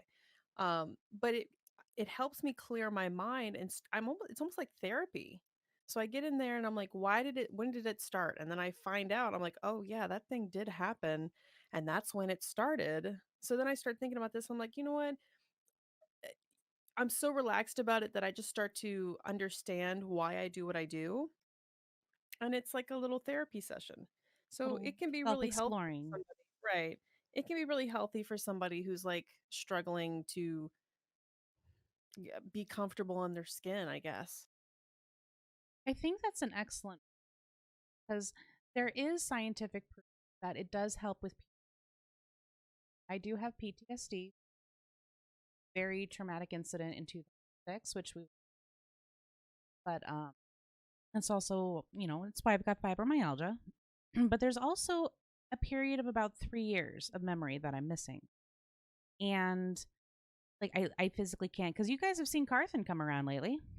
Carthen and I went to high school together. I don't remember him. It wasn't for actually World of Warcraft that brought us back together again, because we found each other in the game, and I'm like, holy shit. Nice. But it does kind of bug me that I have those memories missing. And I'm wondering, I mean, you spark a good thought there that maybe I could use that. And maybe a lot of other people who have similar situations can kind of do that meditation for self healing and getting through some mental problems that they might have. And in general, have a healthier mental state because of it. Right. Yeah, they've got to be in a good state, cuz I went through a lot of trauma when I was a child. And I didn't really start to consider the fact that those traumas, those situations were actually as traumatic as I've kind of figured them out to be. Because obviously struggling with weight it typically has a reason. There's a reason why you binge eat, or uh, if people are bulimic or something like that, there's always a trauma behind it. It's never just something that happens. So I must have blocked out those memories, and somehow when I get high and kind of lay in bed and think, I'm able to recall those memories almost vividly. It's really weird. But you have to be in the right headspace, especially if it's could potentially unlock a traumatic experience. That's the warning with that. Right. Well, I maybe Mama and I just need to switch because I remember the night that was mentioned all too vividly. And I just kind of want to forget, and so does she. Can weed help us do that? But no, it's just like the things that before it, because the good and the bad before that point was lost. And from that standpoint, it's really kind of sad because it bugs you. Astro says, it takes the edge off my body pain, making me forget about it rather than taking the pain away. Feels like wearing a lead lined hoodie internally, But time like that. dilations,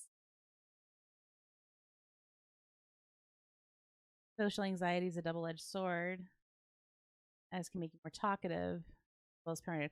That's the thing. Some strains can make you feel paranoid, so that's why you really would want to do your research. Do your research, know what you're getting into, go to a reputable dispensary to know what you're getting a hold of. And talk to local people. I want to bring that point back up again because local resources are where it's at.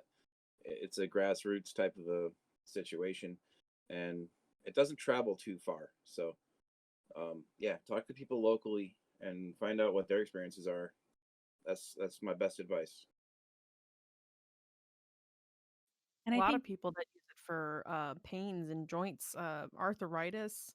Um, sorry, I catch myself when I say arthritis instead of arthritis. the You say caterpillar.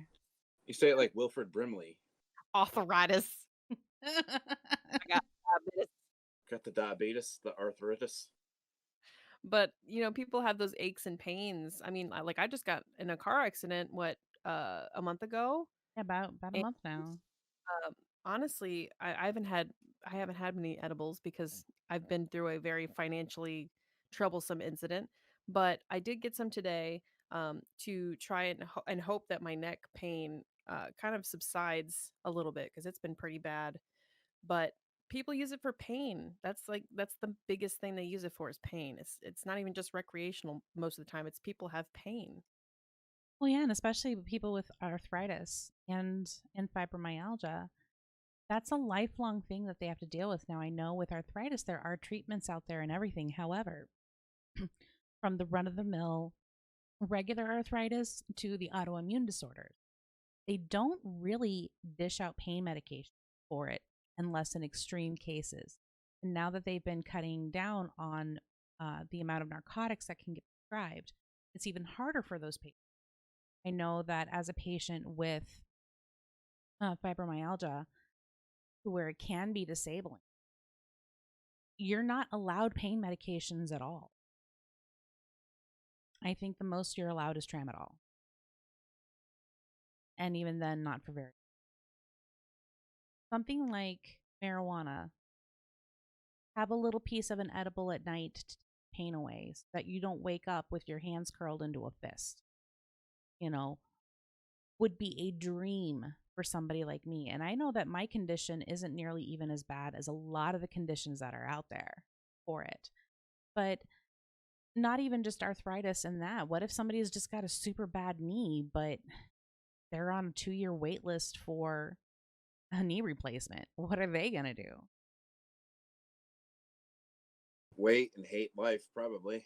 And cry.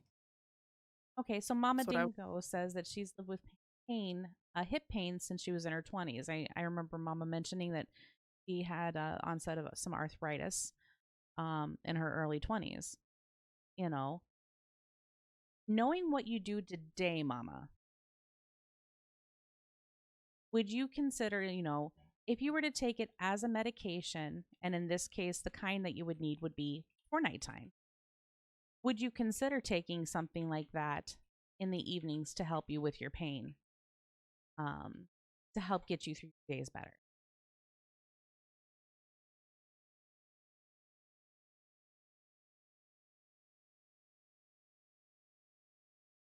And I'm using this as a test because the Mama Dingo is probably one of our senior members of the community, but mentally she is just as childish as the rest of us. Nice.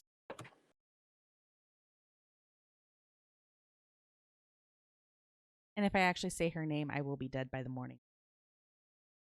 Okay. call her mama. I manage most days with aspirin, but there are times where, oh shit, I just want to cut my hips. Yeah.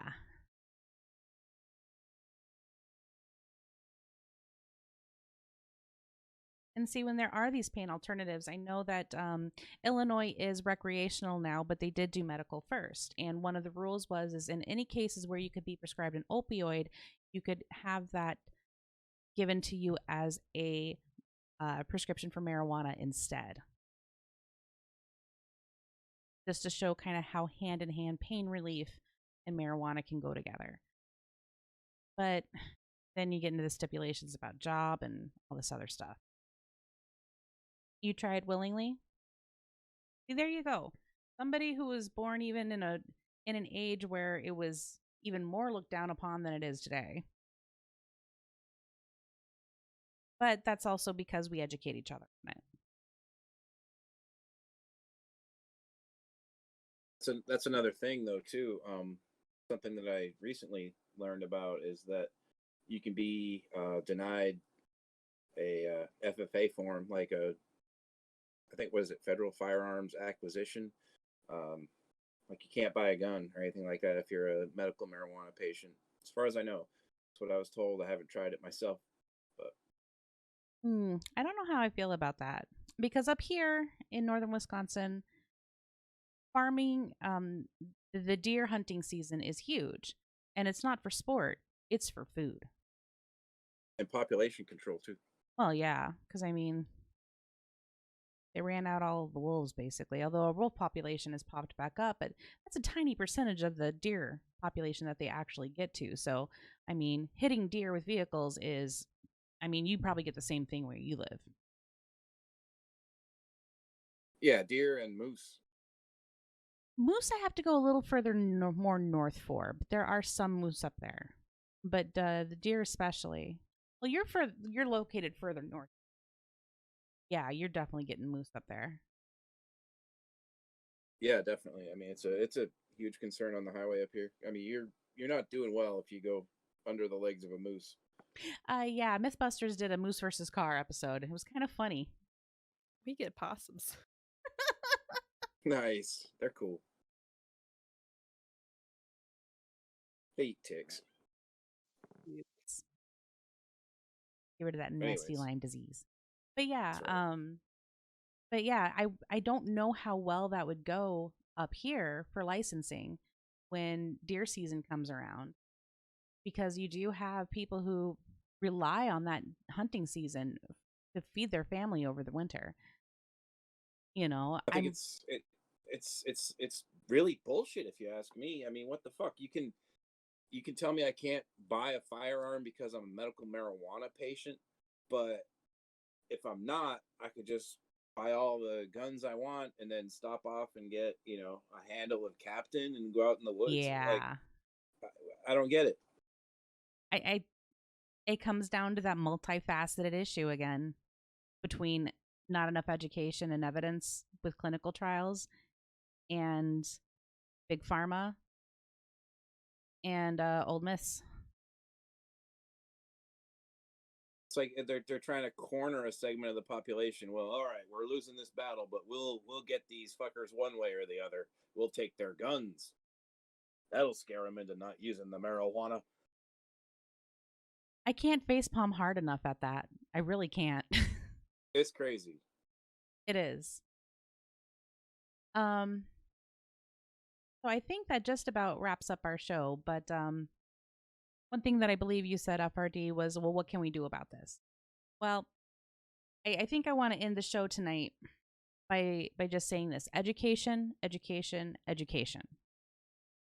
We need to not only keep ourselves educated with the developments of what's going on out there, with whether it's the new delivery mechanisms or if they manage to get a new study out from either this country or another country, and check your sources on it. Not all the sources are going to be legit, they can be very biased. But also educate others about it. Don't go shoving information down everybody's throat, but if somebody is willing to listen to you about it, educate them about what marijuana actually is and what it can do when used appropriately. And I want to underscore that, appropriately. And also throw in the facts about alcohol versus weed in there as well, because that's a huge hitter. Mm-hmm.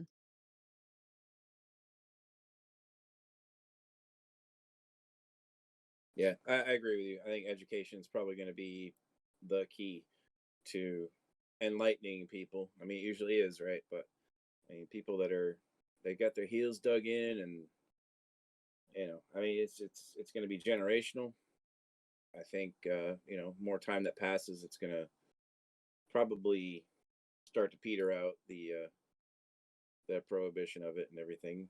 I think we need to take some serious steps as citizens to talk to our senators and congresspeople about changing some laws. I don't feel like the the FDA designation as a class 1 narcotic is appropriate for marijuana, and I think that should change. And that should be up to us as people, as Americans. So It should. Educate and also and vote. When it comes yeah, up in your area, to vote for it. For any kind of step forward for it, vote. yeah, and don't be afraid to contact sitting politicians currently. Like your senators and your congresspeople will have emails. You can just you can send them an email, and most of the time they'll get back to you. I think those two things is the best step forward. And who knows, if something comes up down the line where we can take a bigger part in trying to change things for the better and in a positive way. I'm not talking going around, throwing flaming bags of poop at big pharmaceutical companies, as tempting as that is, but let's not perpetuate. Yeah, let's not perpetuate the stereotypes, but let's show the good portions of it. Let's educate, help vote for it, contact your representatives.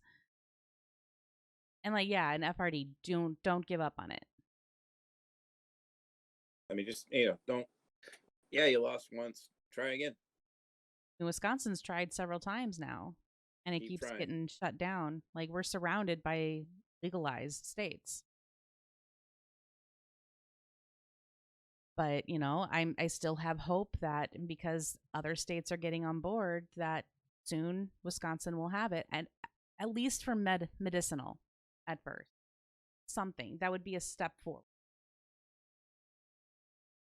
Yeah, honestly, it's been at least 15, maybe 20 years that it's been legal medicinally in Maine. So that to me is completely alien and foreign. I just can't wrap my head around that. That's criminal in my opinion. All right. So do Destiny or EffArDee, do you guys have anything else you'd like to add to it before we wrap up for the night? Smoke weed every day. Hell yeah. No. Only if it's legal in your state. And if Yes. it's not, don't tell anybody about it. Come to Virginia July 1st. We can get high. And Puff Puff Pass comes from Perf. Agreed. All right. So Blaze it. Huh? Blaze it. Blaze it, yes. All right, so that is going to conclude our Two Girls, One Rant. I know we haven't done this for a while, guys. I do apologize, but life has been a little bit crazy for both of us gals. EffArDee, thank you very, very much for joining us. If we do another rant like this in the near future, we'll probably ask you to come back if we haven't scared you off. I was honored. Thank you so much for having me. You're both charming and very fun to chat with. I enjoyed it.